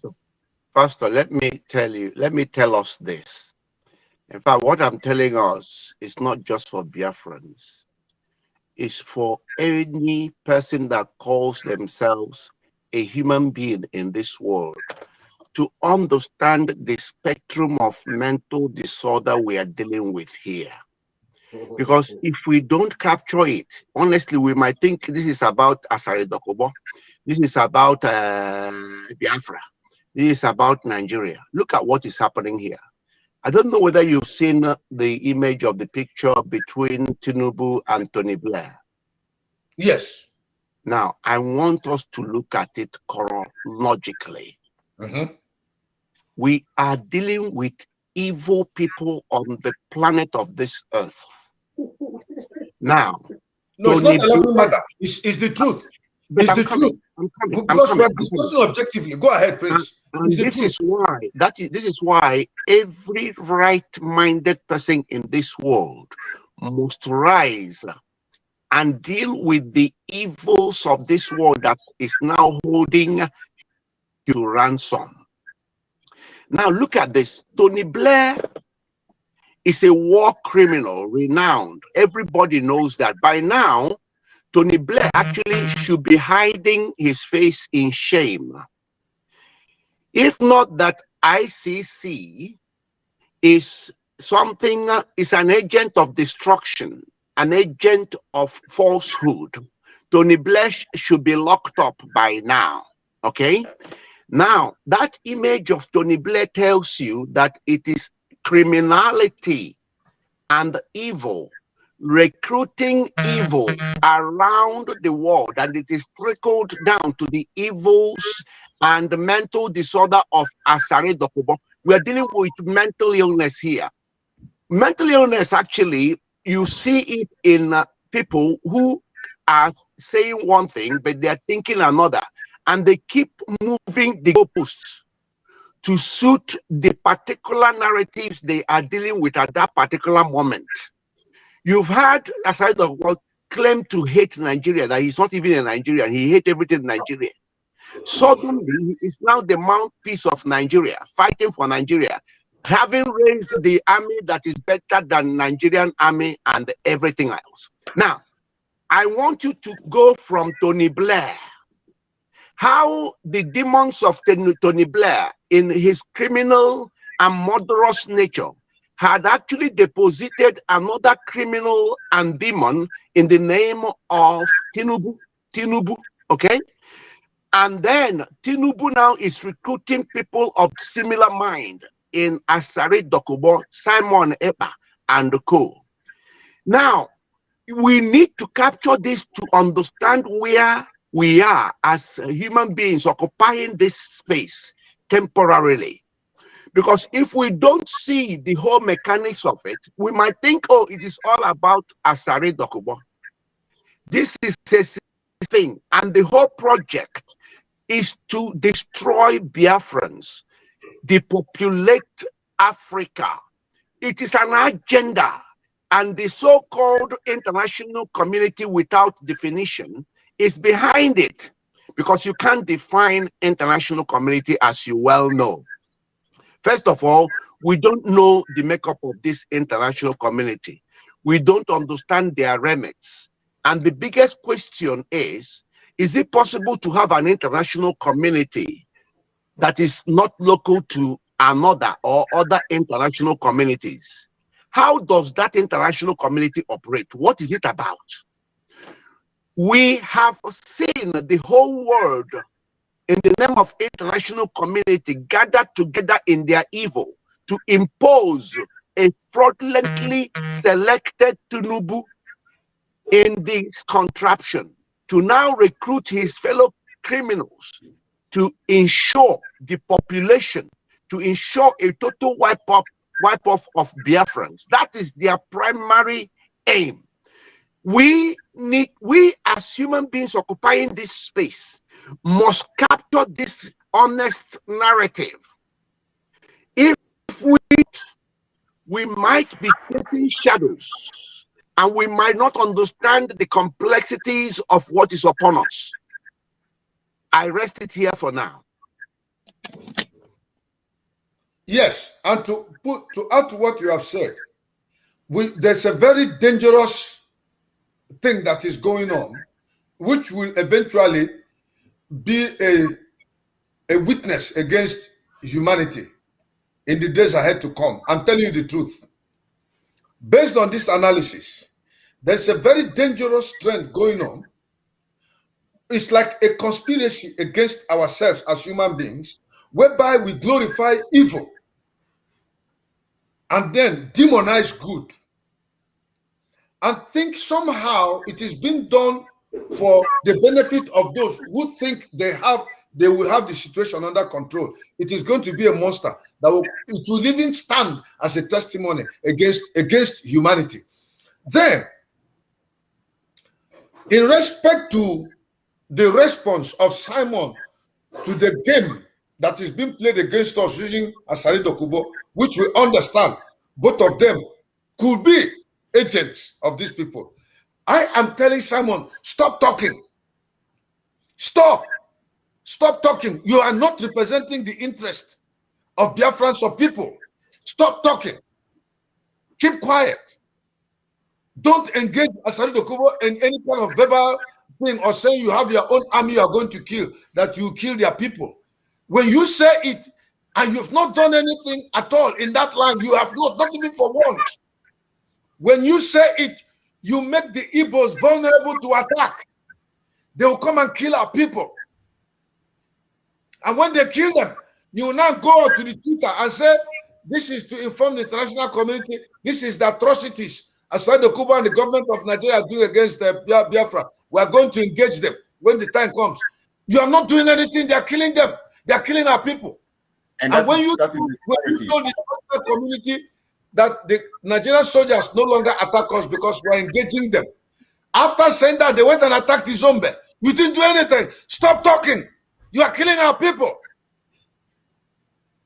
He will not stop talking. He is demented, and we know that. Now, let me play further. Let's hear what Asari is going to say further here, so we can get some points from that. Can achieve that here. So since I needed an African environment, that's why I went there to Benin Republic. I would have gone to anywhere.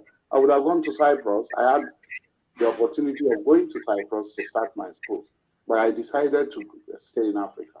I like the fact that you mentioned the fact that you're not Nigerian anymore. It was one of the questions I was going to ask you, because before the show, I did find out that you became a naturalized citizen of the Republic of Benin, I think, in 2013.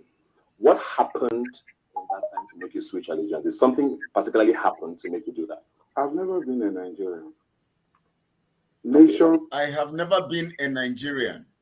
Asari Dokubo. Are not created by force of fiat. Nations are not created by force of fiat. Asari Dokubo. Nuggets from Asari Dokubo. It's a combination of moral and intellectual bankruptcy. Morally, he to be British. Yeah. You saw Scotland trying to vote yes or no. Today, no Scottish man can say, I'm not a Briton, because majority of Scottish people have accepted to remain in the British Union under the British flag. Nothing like that had happened in Nigeria. We have demanded for us to be together. No Lugard is needed to bring all of us together. What is needed is for us to sit down in a sovereign national conference. So why not advocate for that instead of we have been demanding for 30 years. I've been regular and I've been demanding for a sovereign national conference.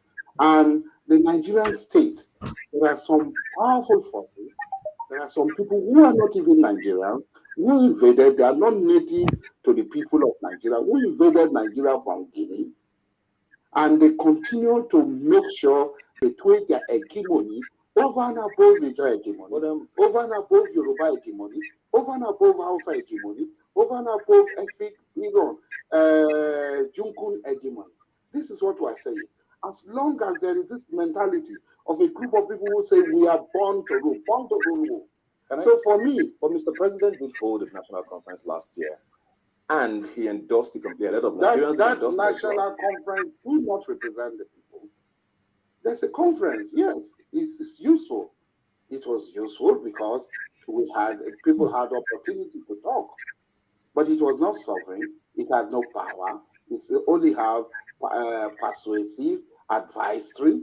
No, what we want is an holistic national conference, a conference that the people will have the power to say, we don't want to be Nigeria. This is how we want Nigeria to be. We don't want a situation where somebody will arrogate to himself the power to decide the fate of other people.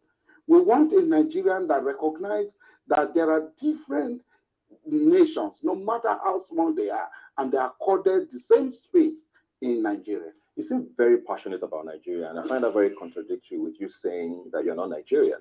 How do you balance that out, being so passionate and wanting all of these good things about this country? No, if they say if you cannot beat them, you join them. How about not every one of us will join them? Look, what we're saying is about justice. It's about my identity as an Ijaw man. A lot of Nigerians talk nonsense on television.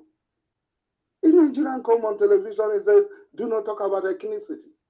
So if I am no longer an Ijaw man, what do I become? I become a nobody. Don't talk about religion, politics. When you talk about democracy, it gives you a lot of choices. It is you to decide. Nobody is going to quarantine your decision. Asari Dokubo speaking. So, morally speaking, look at what Asari Dokubo said.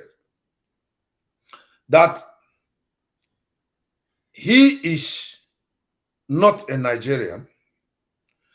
And if the students in his school should see him as a radical who is speaking against bad governance and intimidation or corruption, decided to build a school elsewhere where he can showcase the good thing he has that can benefit others.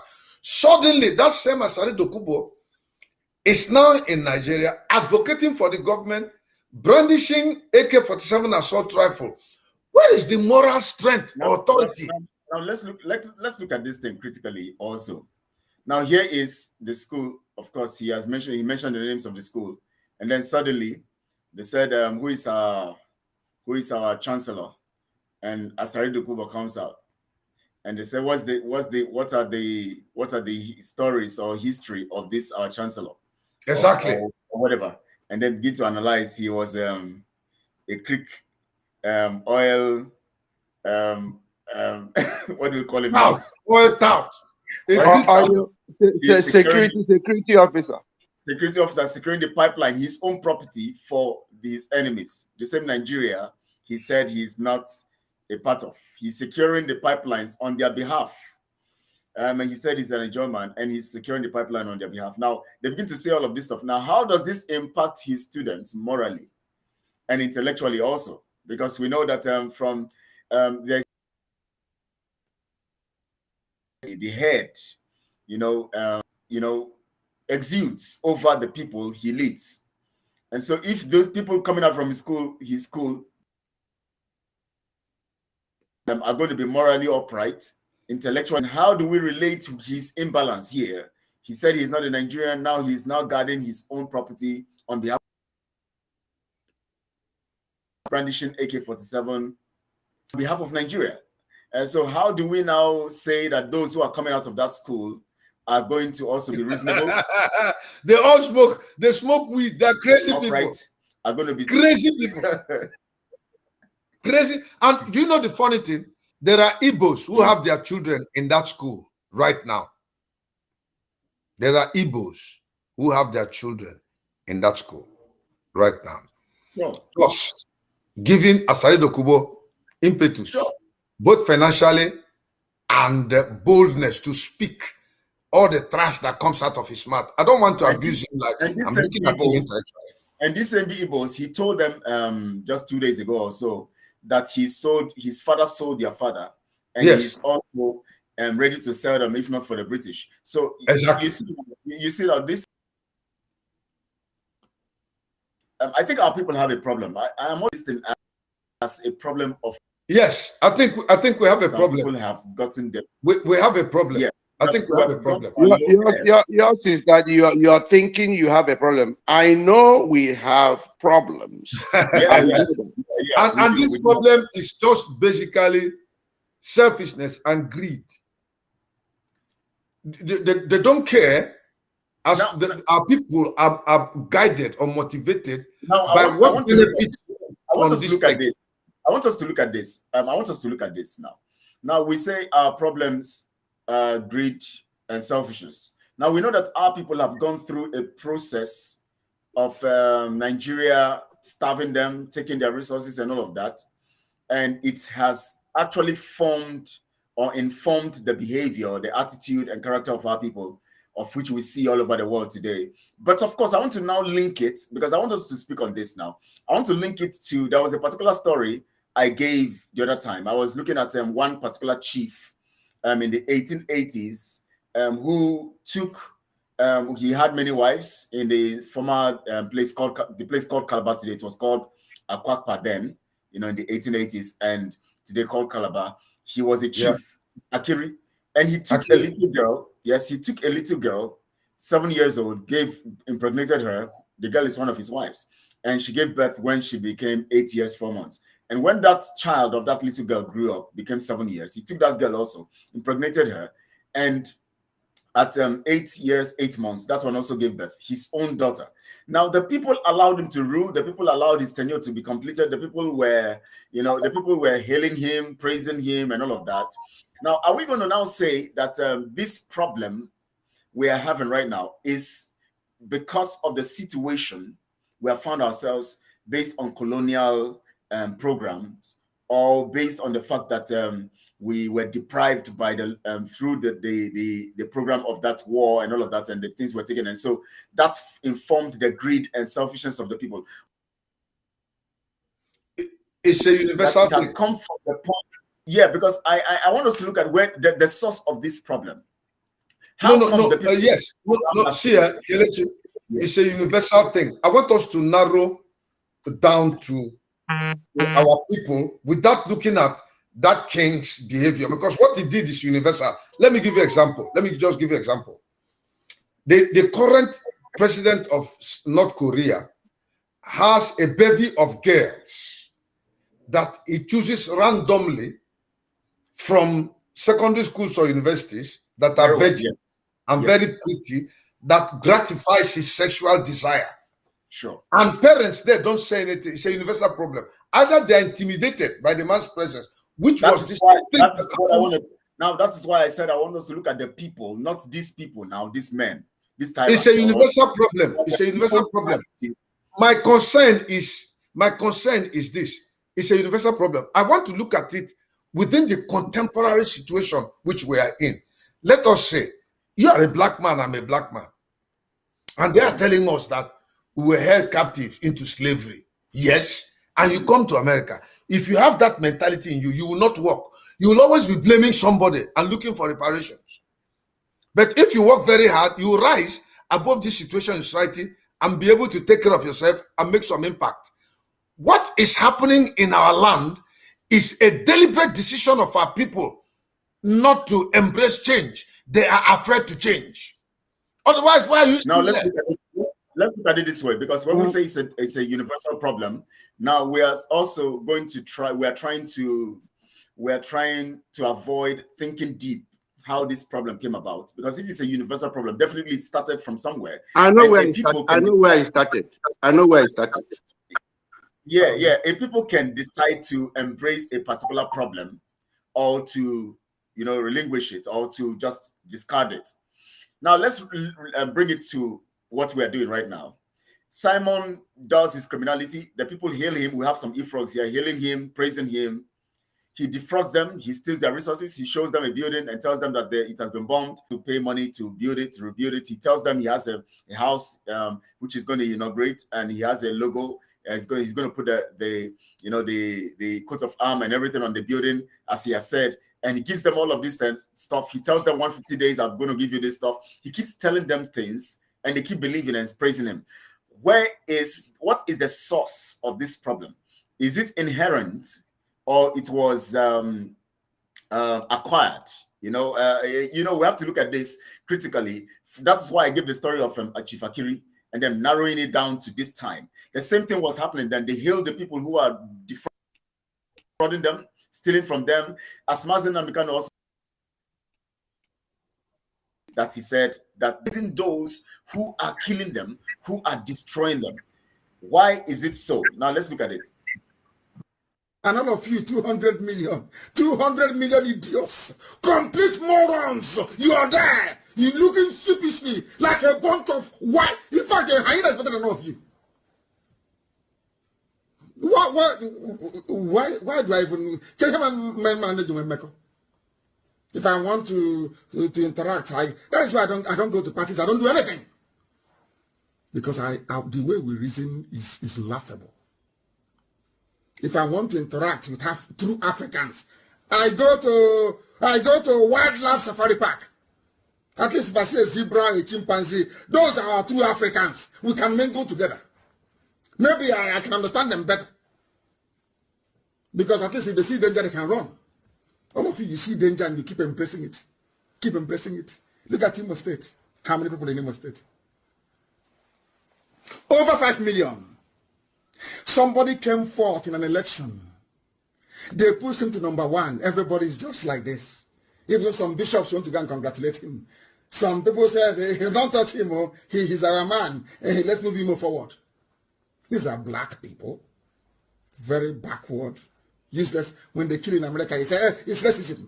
Racism. You are a fool. That's not like racism. They are killing you because of your natural stupidity. By nature, you are stupid as a black person. Do you have running water? Without maybe solar charger and generator, will you be watching me now? Are you not ashamed of yourselves? Are you not ashamed? But UNN has engineering department, electrical engineering, electrical and electricals, all rubbish. Uniport has it. Uniben has it. Everywhere. Electrical and electrical engineering. Whatever that rubbish means, I don't know. No, electrical and electronics. But that is not right. The reason why they sent you to school to go and study electrical engineering is so that when you come out, there will be no more power shortage in the village. That's the reason why. So you don't know. Hey!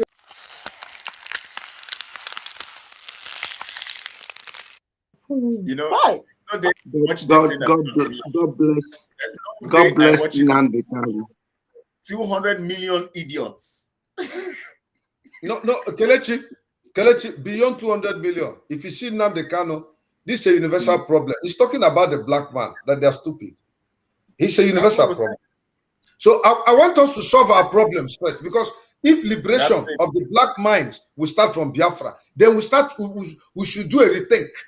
And we are trying to educate our people into understanding this thing. The need for this national orientation and reorientation. This is a universal problem. Have they identified, have they agreed that they're idiots?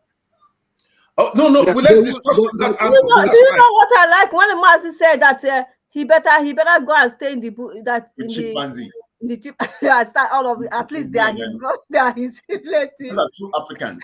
No, he said if they see danger, they will run away from it. You know, that was his comparison. Exactly. Because these people who call themselves human or beings who are not humans, they are just beings. These people see danger. They're like, listen, there was an example you gave, Kelechi. I laughed and laughed and laughed and laughed. It makes sense. They have the brain of a fish. When you bring a hook, put the hook inside the worm. There are so many fishes in that pond. Put the hook. They will see one of their brother being caught by the hook, taken out and kept. You bring the same hook, they'll go there and take it. They have small brains. They see danger, they go to it. They can't run away. That is the brain of a fish. Fish brain. That is what we have among a lot of Biafrans who support Simon. They have the brains of fishes. Fish brain. The same thing over and over and over. Because if you kill a lion's cub, the mother will be angry. When they see you next time, they'll fight you. And they'll run away from you. Sure. The same thing with dogs. If you go to the... But fishes are in the sea, they're not in the zoo. So when Nnamdi Kanu was saying, it was making comparison with the way we think. You see danger coming. You have seen what is happening in the zoo. How they are doing, as Sabio Kubo is doing, El-Rufai is talking, and yet you are still embracing it, and you are treating it with levity. No, don't mind him, he's a crazy fellow. We know what we are doing. Let's go.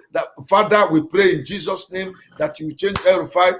If you don't let him die because he doesn't want to, that's stupidity. That's stupidity. Issa El-Buba was causing El-Rufai that he will die. I was asking him, is it on the basis of repentance, salvation? That is different. But if it is this oppression, and you're telling El-Rufai, if he does not change, he will die. The domination didn't start with El-Rufai. It has been there before he was born. Don't you know? Is it not the same thing? One pastor, when he prayed last time, when El-Rufai said something like that, he prayed that he would die. El-Rufai is still alive. He's still alive. So all these people like Issa El-Buba, somebody sent, there were 6 signatories to Nigeria in 1914. That after 100 days, they should revisit it and see what it's existed. I want to package that in and send it to Issa El-Buba, those who are his friends. Let them send it to him. There were 6 signatories. There was no Iboman. So we were brought into this thing against our will. Then why are we still in it?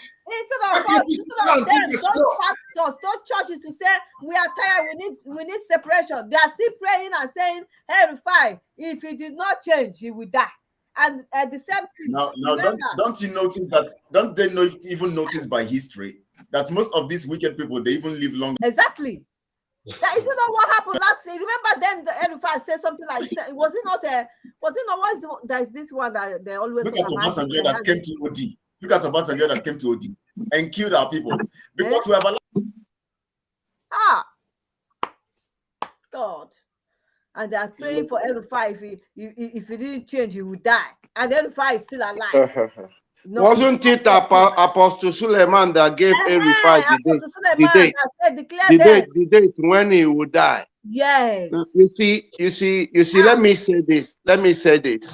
The actual root of all this problem is lack of the knowledge of true God. People think they believe in God, but they don't. Because you see, when you can't gain proper insight into this life unless you really know God. Not that you're not going to be a sinner. You will be a sinner because you will sin in thought, in word, and in deed, whether you like it or not. But there are things you would not do, like going to marry a 12-year-old, impregnate a 7-year-old.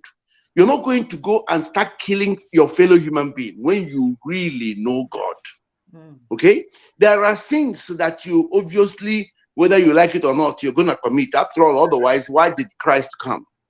Now, but I believe that particularly with Biafrans, there are people God chose as their own, as his own.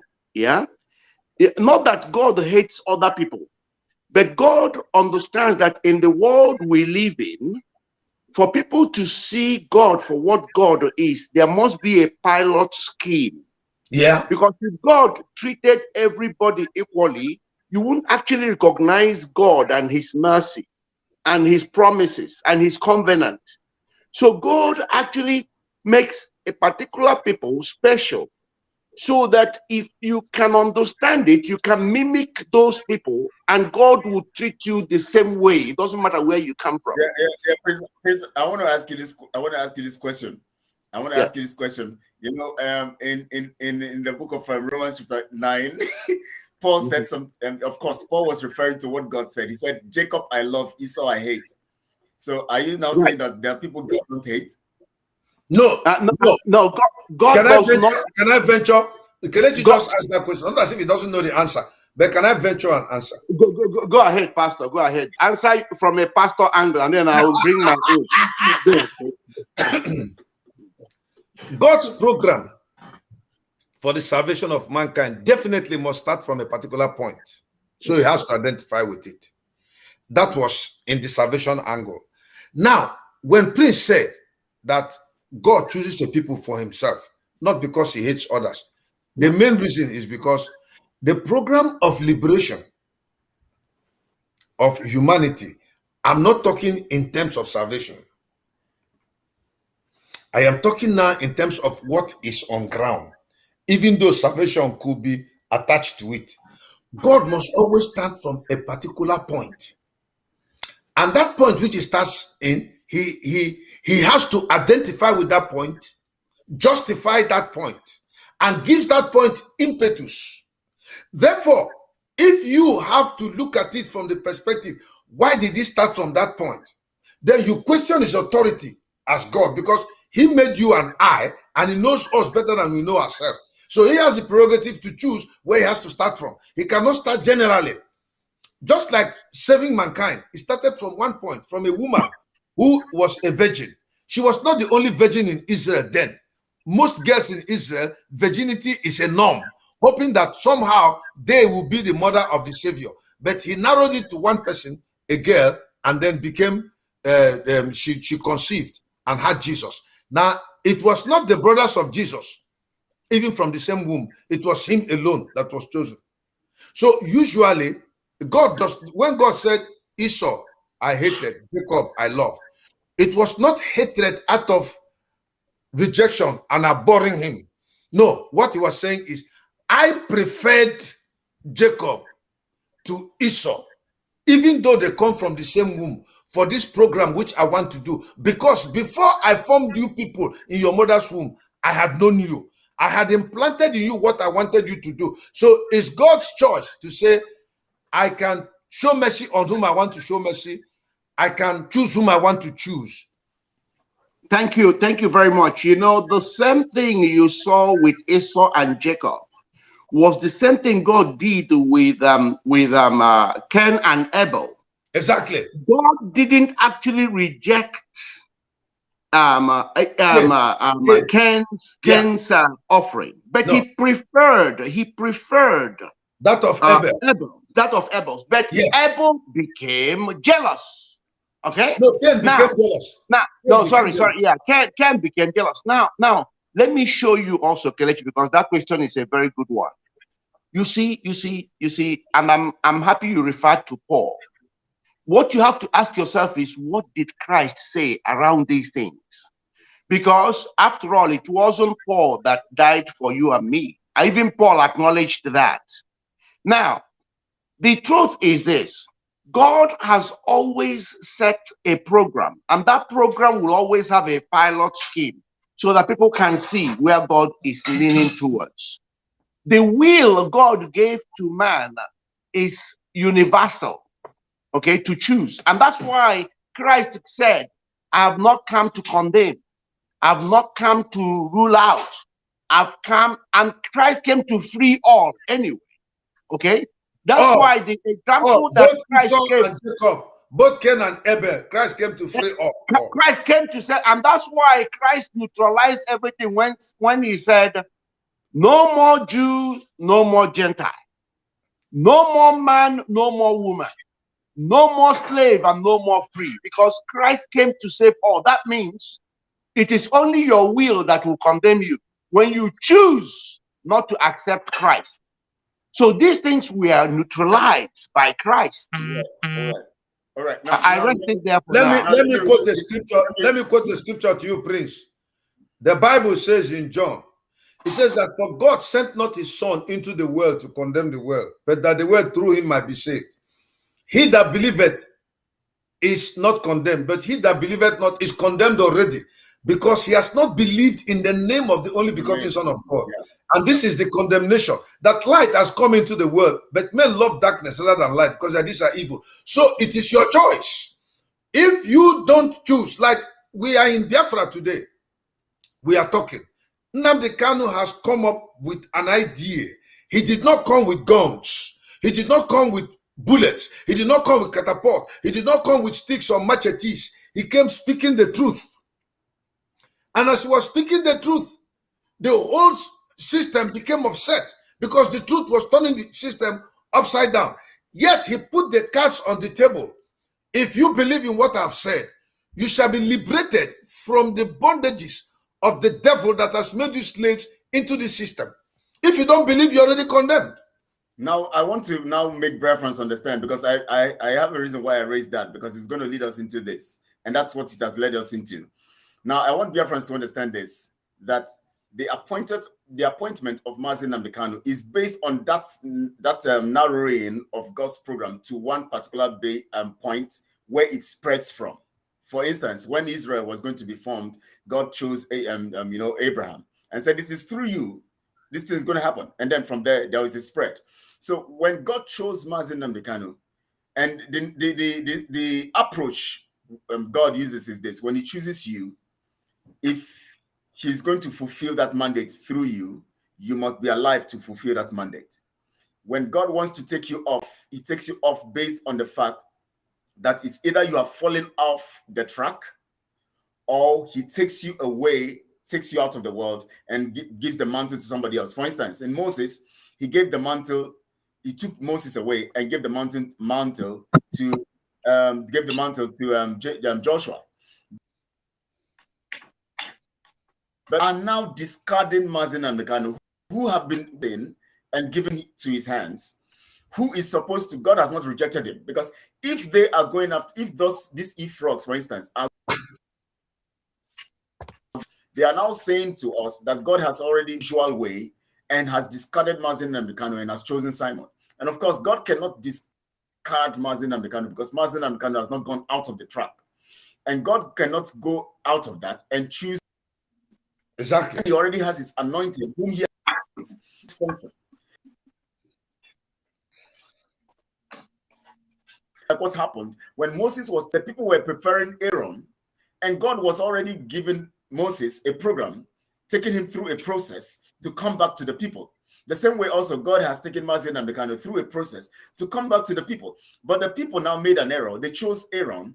And the same thing they are doing now. Some of them are going after Simon. Some of them are going through to Chikedozium and all of that. So these spiritual things are a law that Biafrans must understand, that if you are going after all these people, you are actually going against the program of God.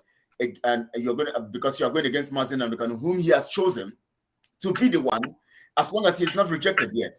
In the place of Saul, Saul was rejected. That was why. I'll give you an example. I give you an example, Kelechi. I give you an example. Yeah. You are just, trying to explain to them. The simple truth is this. First of all, I agree with you that Nnamdi Kanu has not derailed. That's the first very important thing. So when you want to make a likely comparison, it is not Moses and Joshua. No, it is David and Absalom. Do you understand? Yes, of course. David and Absalom. Exactly. As soon as David was still on track. Exactly. David was still on track. Absalom stole the minds of the Jews to dethrone David from the office. And David abdicated the throne as he was ascending the hill. What's the name of that hill? He cried and said a psalm. Yes. He cried and said a psalm. So, but eventually, Absalom was hung himself, and David returned to the throne. And by because he didn't derail. By spiritual law, once you embark on such kind of journey against God's anointed, on a suicide mission. Yes, definitely. At the early stage, you may succeed and succeed in getting some persons around you, but it will not last. It will not last. You are slated for destruction. Sure. You will hang on a tree. So what happened was Absalom, this is exactly the case. Absalom was David's son. Absalom was much loved by the Jews. He, by deceit, stole the hearts of the Israelites against David. And Absalom was also loved by David. Absalom was also loved by David. By David. And David saw him as a likely successor. Sure. Now, but it went into his head. It went into his head. That's the problem. And when it went, God did not destroy Absalom immediately. He allowed him carry out his nonsense agenda. The Bible says that God disappointed the devices of the wicked so that their hands will not be able to perform their enterprise. That's what he does. So when the time came to prove it, Absalom raised Ahithophel, who was David's counselor. And Ahithophel gave Absalom a cancer. But Hushai the Archite, I have preached this thing online before concerning Simon Eber and Onyendu. Hushai the Archite, who stayed with David, came back the way God wanted it to happen. He made a suggestion, and his suggestion, it was at Absalom's request that put aside whatever Ahithophel had, and David had prayed. God turned the counsel of Ahithophel to foolishness. Pastor Victor Adim is an Ahithophel in the life of Simon Eber, who is Absalom. And that is the reason why God will remove Simon Eber and Ahithophel will go and commit suicide as usual. Because if Adim does not repent, he will definitely commit suicide. Very well. Now, because he's already suicidal. And Absalom himself committed suicide. He was hanged in a tree. And David returned back on the throne. Now, the appeal to the Biafrans was the same appeal given to David. Why haven't you gone to bring back the king? Why have you forgotten Nnamdi Kanu so soon in your heart? Oh, Biafrans, you did love him once, not without cause. What cause withhold you then to cry for him, mourn for him? What is withholding you mourning for Nnamdi Kanu? Oh, Biafrans, who became obedient? Oh, Biafrans, who are following Simon Eber, you all did love him once, not without cause. What cause withhold you then to mourn for him? Oh, judgment, thou art fled to brutish beasts, and men have lost their reasons. They have lost their reason. Judgment has fled to brutish beasts. And it breaks my heart.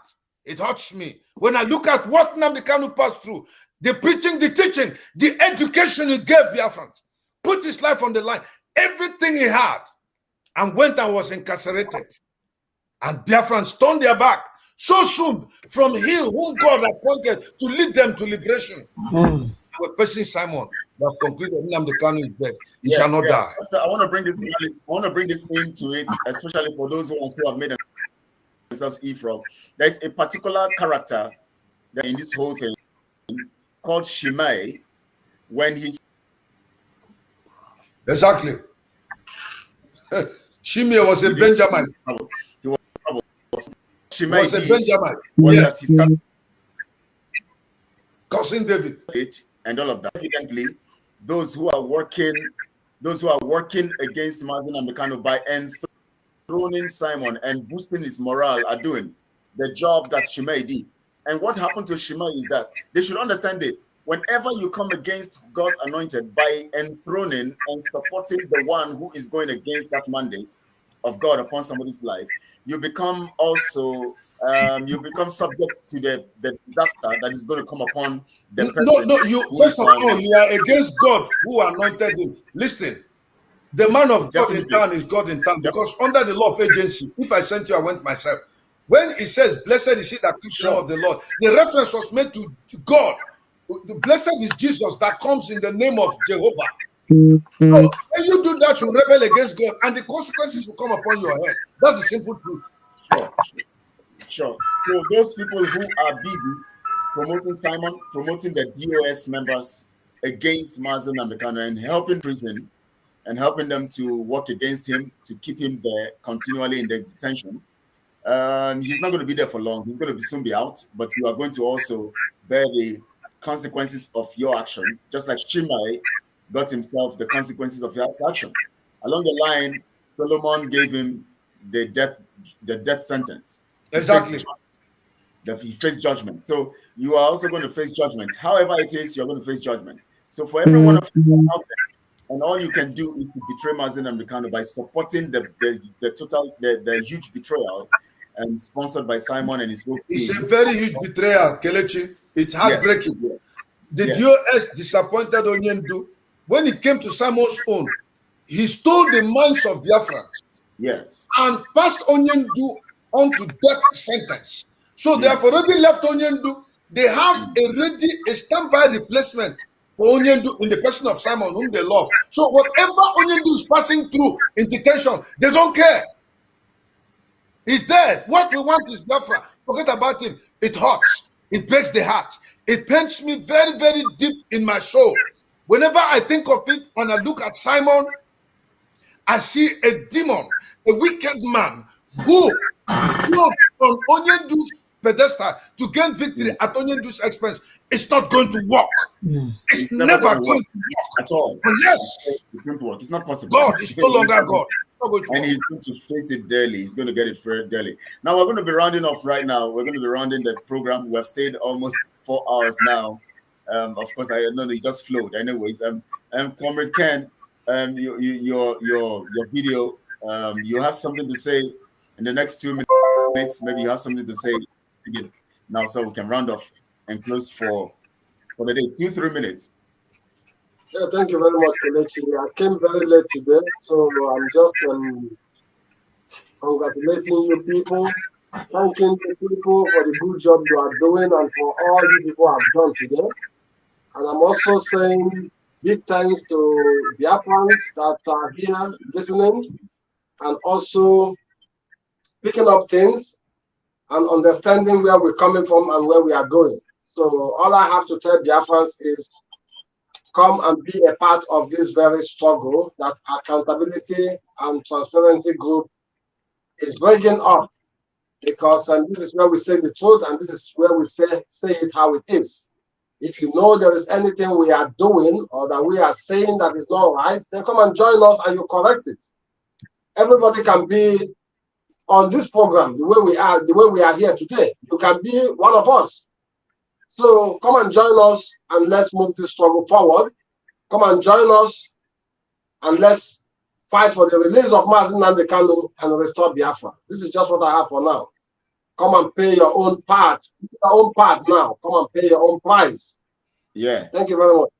Thank you so much. I actually wanted to play a particular video before it escaped my mind, before you even say it, before we do the rounding off, and all of that. So maybe you are still going to say something anyways, because I actually wanted to play this video before we do something. So I'm going to play this video and then it will inform our narrative as regards to what we're going to tell Biafrans in this in our closing remarks, especially for them to join the Accountability and Transparency Group to get this thing right and prepare the 100 men, which Mazi Nnamdi Kanu, who is going to be out between now and next month, who is the people he's going to come meet to work with.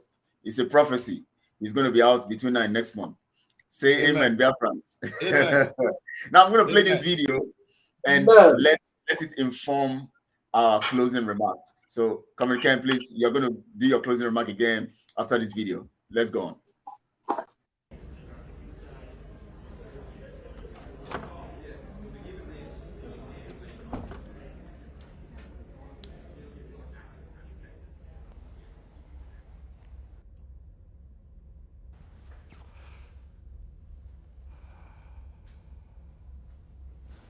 You there, second desk, blue jacket. What is your name? My name is Alexis. Alexis, please leave my lecture room. I don't want to see you at one of my lectures ever again. I don't understand. I am not going to ask a second time. Thank you.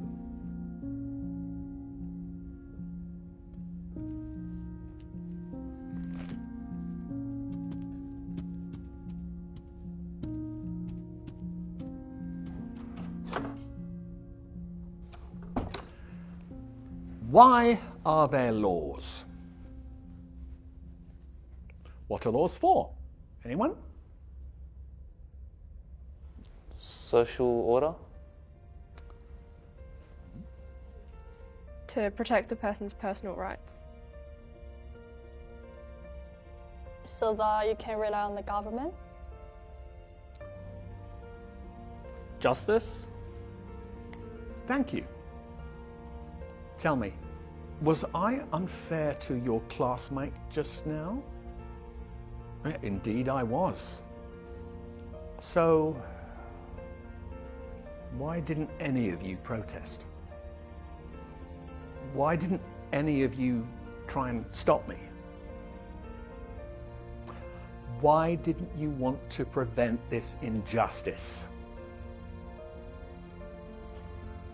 You see, what you have just learnt, you wouldn't have understood in 1,000 hours of lectures unless you lived it. You didn't say anything because you weren't affected yourself. And this attitude speaks against you and against life. You think it doesn't concern you, so it's none of your business. Well, I'm here to say, if you don't help bring about justice, then one day you too may experience injustice, and there will be nobody there to stand before you. Truth and justice lives through us all, and we must fight for it. Because in life and work, I mean, we often live next to each other, but not with each other. We console ourselves that the problems of others are nothing to do with us, none of our business. And we go home glad at night that we're spared, but it's about standing up for each other. Every day an injustice happens in business, sport, or on the tram. Relying on someone else to take care of it is not good enough. It is our duty to be there for others, to speak up for others when they cannot. I am here to teach you the power of your voice. I want you to learn critical thinking to empower you to stand up for what is right, even if it means going against what everyone else is doing. Let's begin.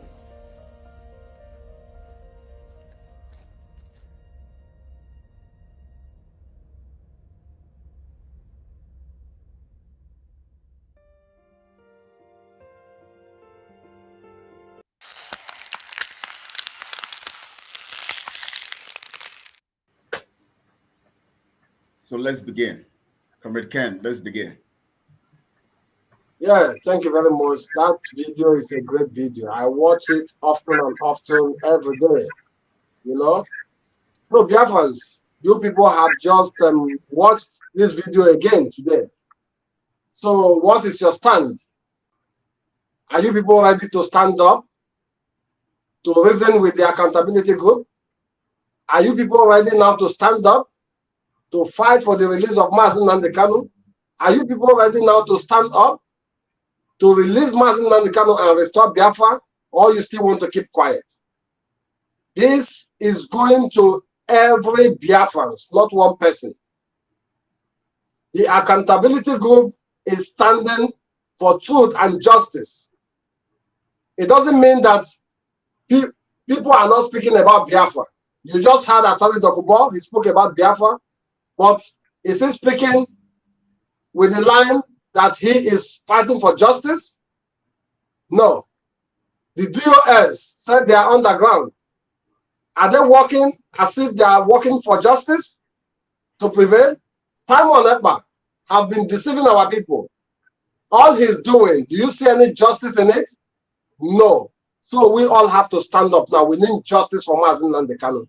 And the accountability group have come out, and we are transparent. Come and join, and let's fight for that justice for Mazi Nnamdi Kanu, because he must be released and we must restore Biafra. So Biafra, we are waiting for you people. Come and be a stakeholder in what we are doing. Thank you very much. Great. Madam, if you please. Thank you. Okay, thank you so much. Yeah, my great Biafrans, those fighting for freedom, you know, I understand that some of our people are thirsty for freedom. They are thirsty to be free. They want freedom now. You know, they jump out anybody they follow. I did the same, but I am telling you all that, you know, some people are follow me, they don't follow what I say, and you all can witness it these days. That whatever they say they are going to do, none of them done. All promises, none fulfilled. In the beginning, they said Umada is going to know whatever that is going on. You guys, we are giving the money based on that. But you can see that these people are all liars. You have people follow me, they don't follow my words. So are you guys going to continue to be, be brainwashed by people that do not stand on their word? Are you guys going to continue for them to be brainwashing you that they will do, there is woto? I am telling you, there is nothing happening on ground. Are you guys going to continue because you want freedom? And so anybody that comes to you pretending to be is for Mazi Nnamdi Kanu and he's speaking for and we can hear, we all can see the sweet tongue that they are coming with us, telling us all sweet things, and this is going to happen, this is going to happen. At the end, what is happening? Nothing. Are you guys going to continue to give your money into a people that is killing our people? Because they are doing that. Are you guys going to continue to be following these people that says they're promising you Biafra? As you can see, 150 days Biafra was not done. There was nothing like Biafra. Are you guys going to continue to follow somebody that says we are going to have there's going to be no election, instead I will turn to become a beast at 150 days, and after that election was held. So who are you following? Let me tell you, you have to follow your conscience. Do not follow somebody that promise and promise and promise and nothing fulfilled. As with that, you know that this person has nothing to offer you.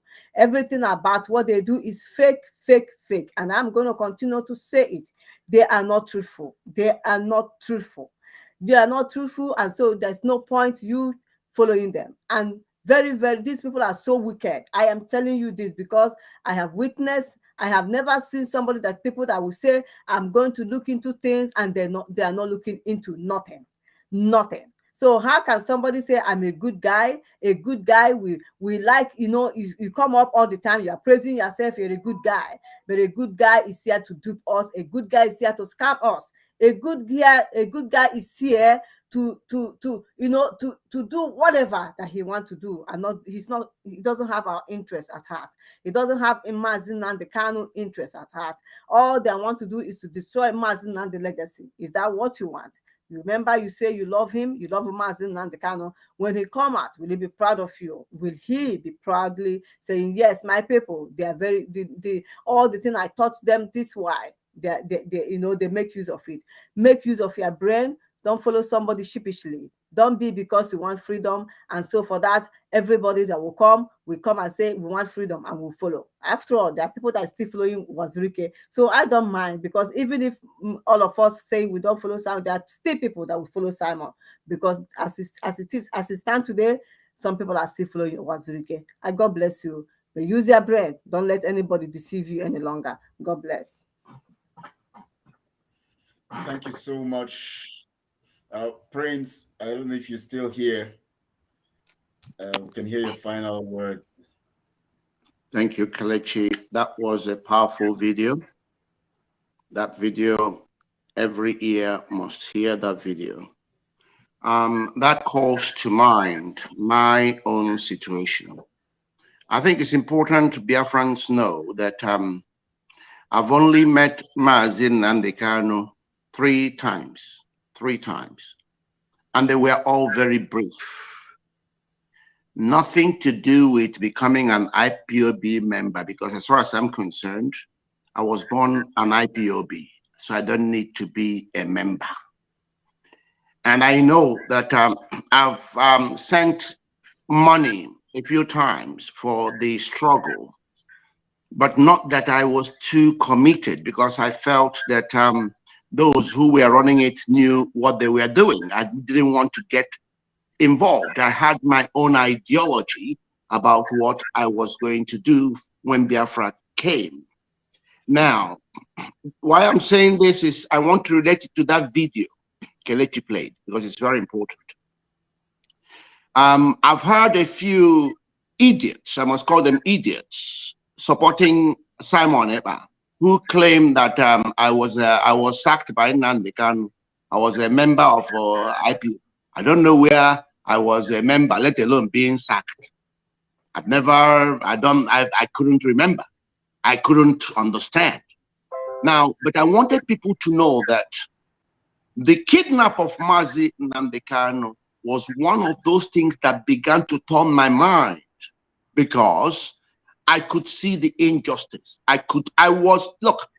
felt raped the day we heard that Nnamdi Kanu had.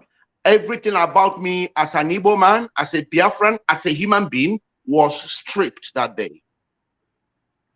Because look, fighting for this right now, I'm not actually fighting only for Nnamdi Kanu. I'm fighting for myself. I'm fighting for everybody that says they are human beings. Because anybody that allows this injustice is actually asking such injustice to happen to them, to happen to their family, to happen to everybody on this earth. Correct. You could see that video. That teacher knew that he succeeded because other students kept quiet and couldn't say, sorry, sir, what did she do? And if the man said, it's not your business, he said, well, you made it our business by saying it here. We've heard it, so, and she's asking you, so we need to know what she has done.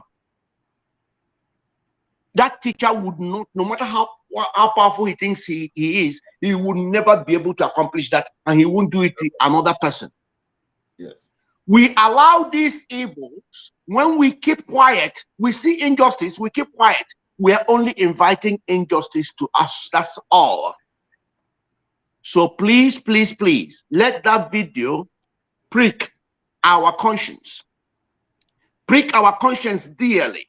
For me, that triggered everything that happened to me in this Biafra struggle. And then suddenly, it's like I had this voice that said, look, you're advocating for humanity. If you can't advocate for Biafra, you're wasting your time, because Biafra is humanity. Thought to myself, look, it doesn't happen. It doesn't matter what happens now. I will advocate for Biafra until I go into my grave. I have to. There is nothing else to do in this world, because if I don't advocate for Biafra, it means I don't believe in humanity, and it means I'm advocating for evil Nigeria that is only here to destroy humanity. On that note, I thank you all. So much great submission, great one for our people to listen. He that has an ear should hear. Pastor, please.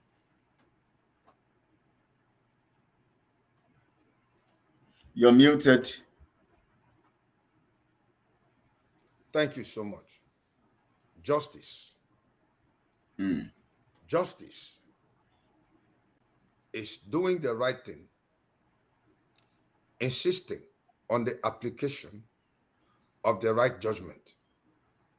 Justice, even if it does not affect you directly, it concerns another person. A king may be so much respected by his people, but the strength of a king is based on the fact that the people stand by him. That is why he's their king.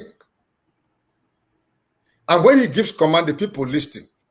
Yet the king is a human being that might be visited by certain limitations. He might be sick on the bed, is the king. They will need a physician from the land to go treat him so that the king will be healed. And he joins his people again and comes to the throne and sits down and gives them instruction like their king, and they'll be happy. And so when that situation comes where the king is reduced to be seen as a mortal just like yourself, the question is, what do we do? Do we allow a usurper to take the place of the king and superimpose himself on us? Or do we go to bring back the king to come and sit on the throne because he's the king that we love? Nnamdi Kanu has paid a price. He's been incarcerated. Igbos, Biafrans, why don't we talk about going to bring back the king? That is to show our wisdom, our understanding. Thank you, baby. God bless you, Biafrans. Thank you so much. That is just the right statement to close. Go bring back our king. And I want to appreciate also on behalf of the team here. I want to appreciate Ada Zion, our mama in the house, doing great job here. I want to appreciate Makiv Media. I want to appreciate Ego, of course, given to those people who have allowed themselves to be bought over by stupidity. You know, I want to thank Uzo Y. Thank you, Uzo Y. Thank you so much for your contributions. Thank you. Also thanking Jolly. There's one Jolly here who is misbehaving here. I know that by now your madness is cured and your stupidity has been taken away. But if it's not taken away, we're going to still keep preaching until your stupidity gets away. Canon View Media, thank you so much. Always doing the great job for the Biafra people. Thank you so much. Of course, Edith Nedu doing the great job. Thank you so much for your time, for everything. Thank you so much, everyone who is, sending the messages and, doing some stuff and all of that. May God bless you all. May you all see Biafra and you will see Biafra. You will meet with Mazen Ambikano. I believe that we have the 100 men ready for Mazen Ambikano as he comes out soon. I want to appreciate you all. If I didn't mention your name, please forgive me because the messages are much, so I can mention. I want to, on behalf of the team here, we say thank you all. We appreciate you all. And we say stay safe. And we see you again tomorrow as we continue in this narrative. Thank you so much, Pastor, for being here. God bless you, Biafrans. Madam Ifi, thank you so much. And thank you so much, Prince.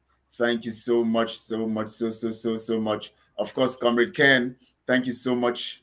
Thank you so much also. We appreciate everyone and you all that are watching, sending, subscribing to our channels, subscribing, also sending the messages on all social media platforms and letting the people get the truth. You shall know the truth and the truth will make you free. And of course, if the Son makes you free, you are free indeed. You are free indeed. Amen. So the truth is embedded in the Son and the Son is the signature of truth. So we must hold on to the Son because the Son is a representation of freedom. And that is why we are speaking freedom today. We are doing everything that has to do with freedom today. Thank you all. We appreciate you. God bless you. Very good. Thank you. Please, Kelechi, please, before you go off, Kelechi, Pastor, Madam Ifi, please, can we just have a short brief meeting after this broadcast, please? Okay. Thank you. It's very, very important. It's very important. Okay. You call the meeting. We'll be there. Bless you.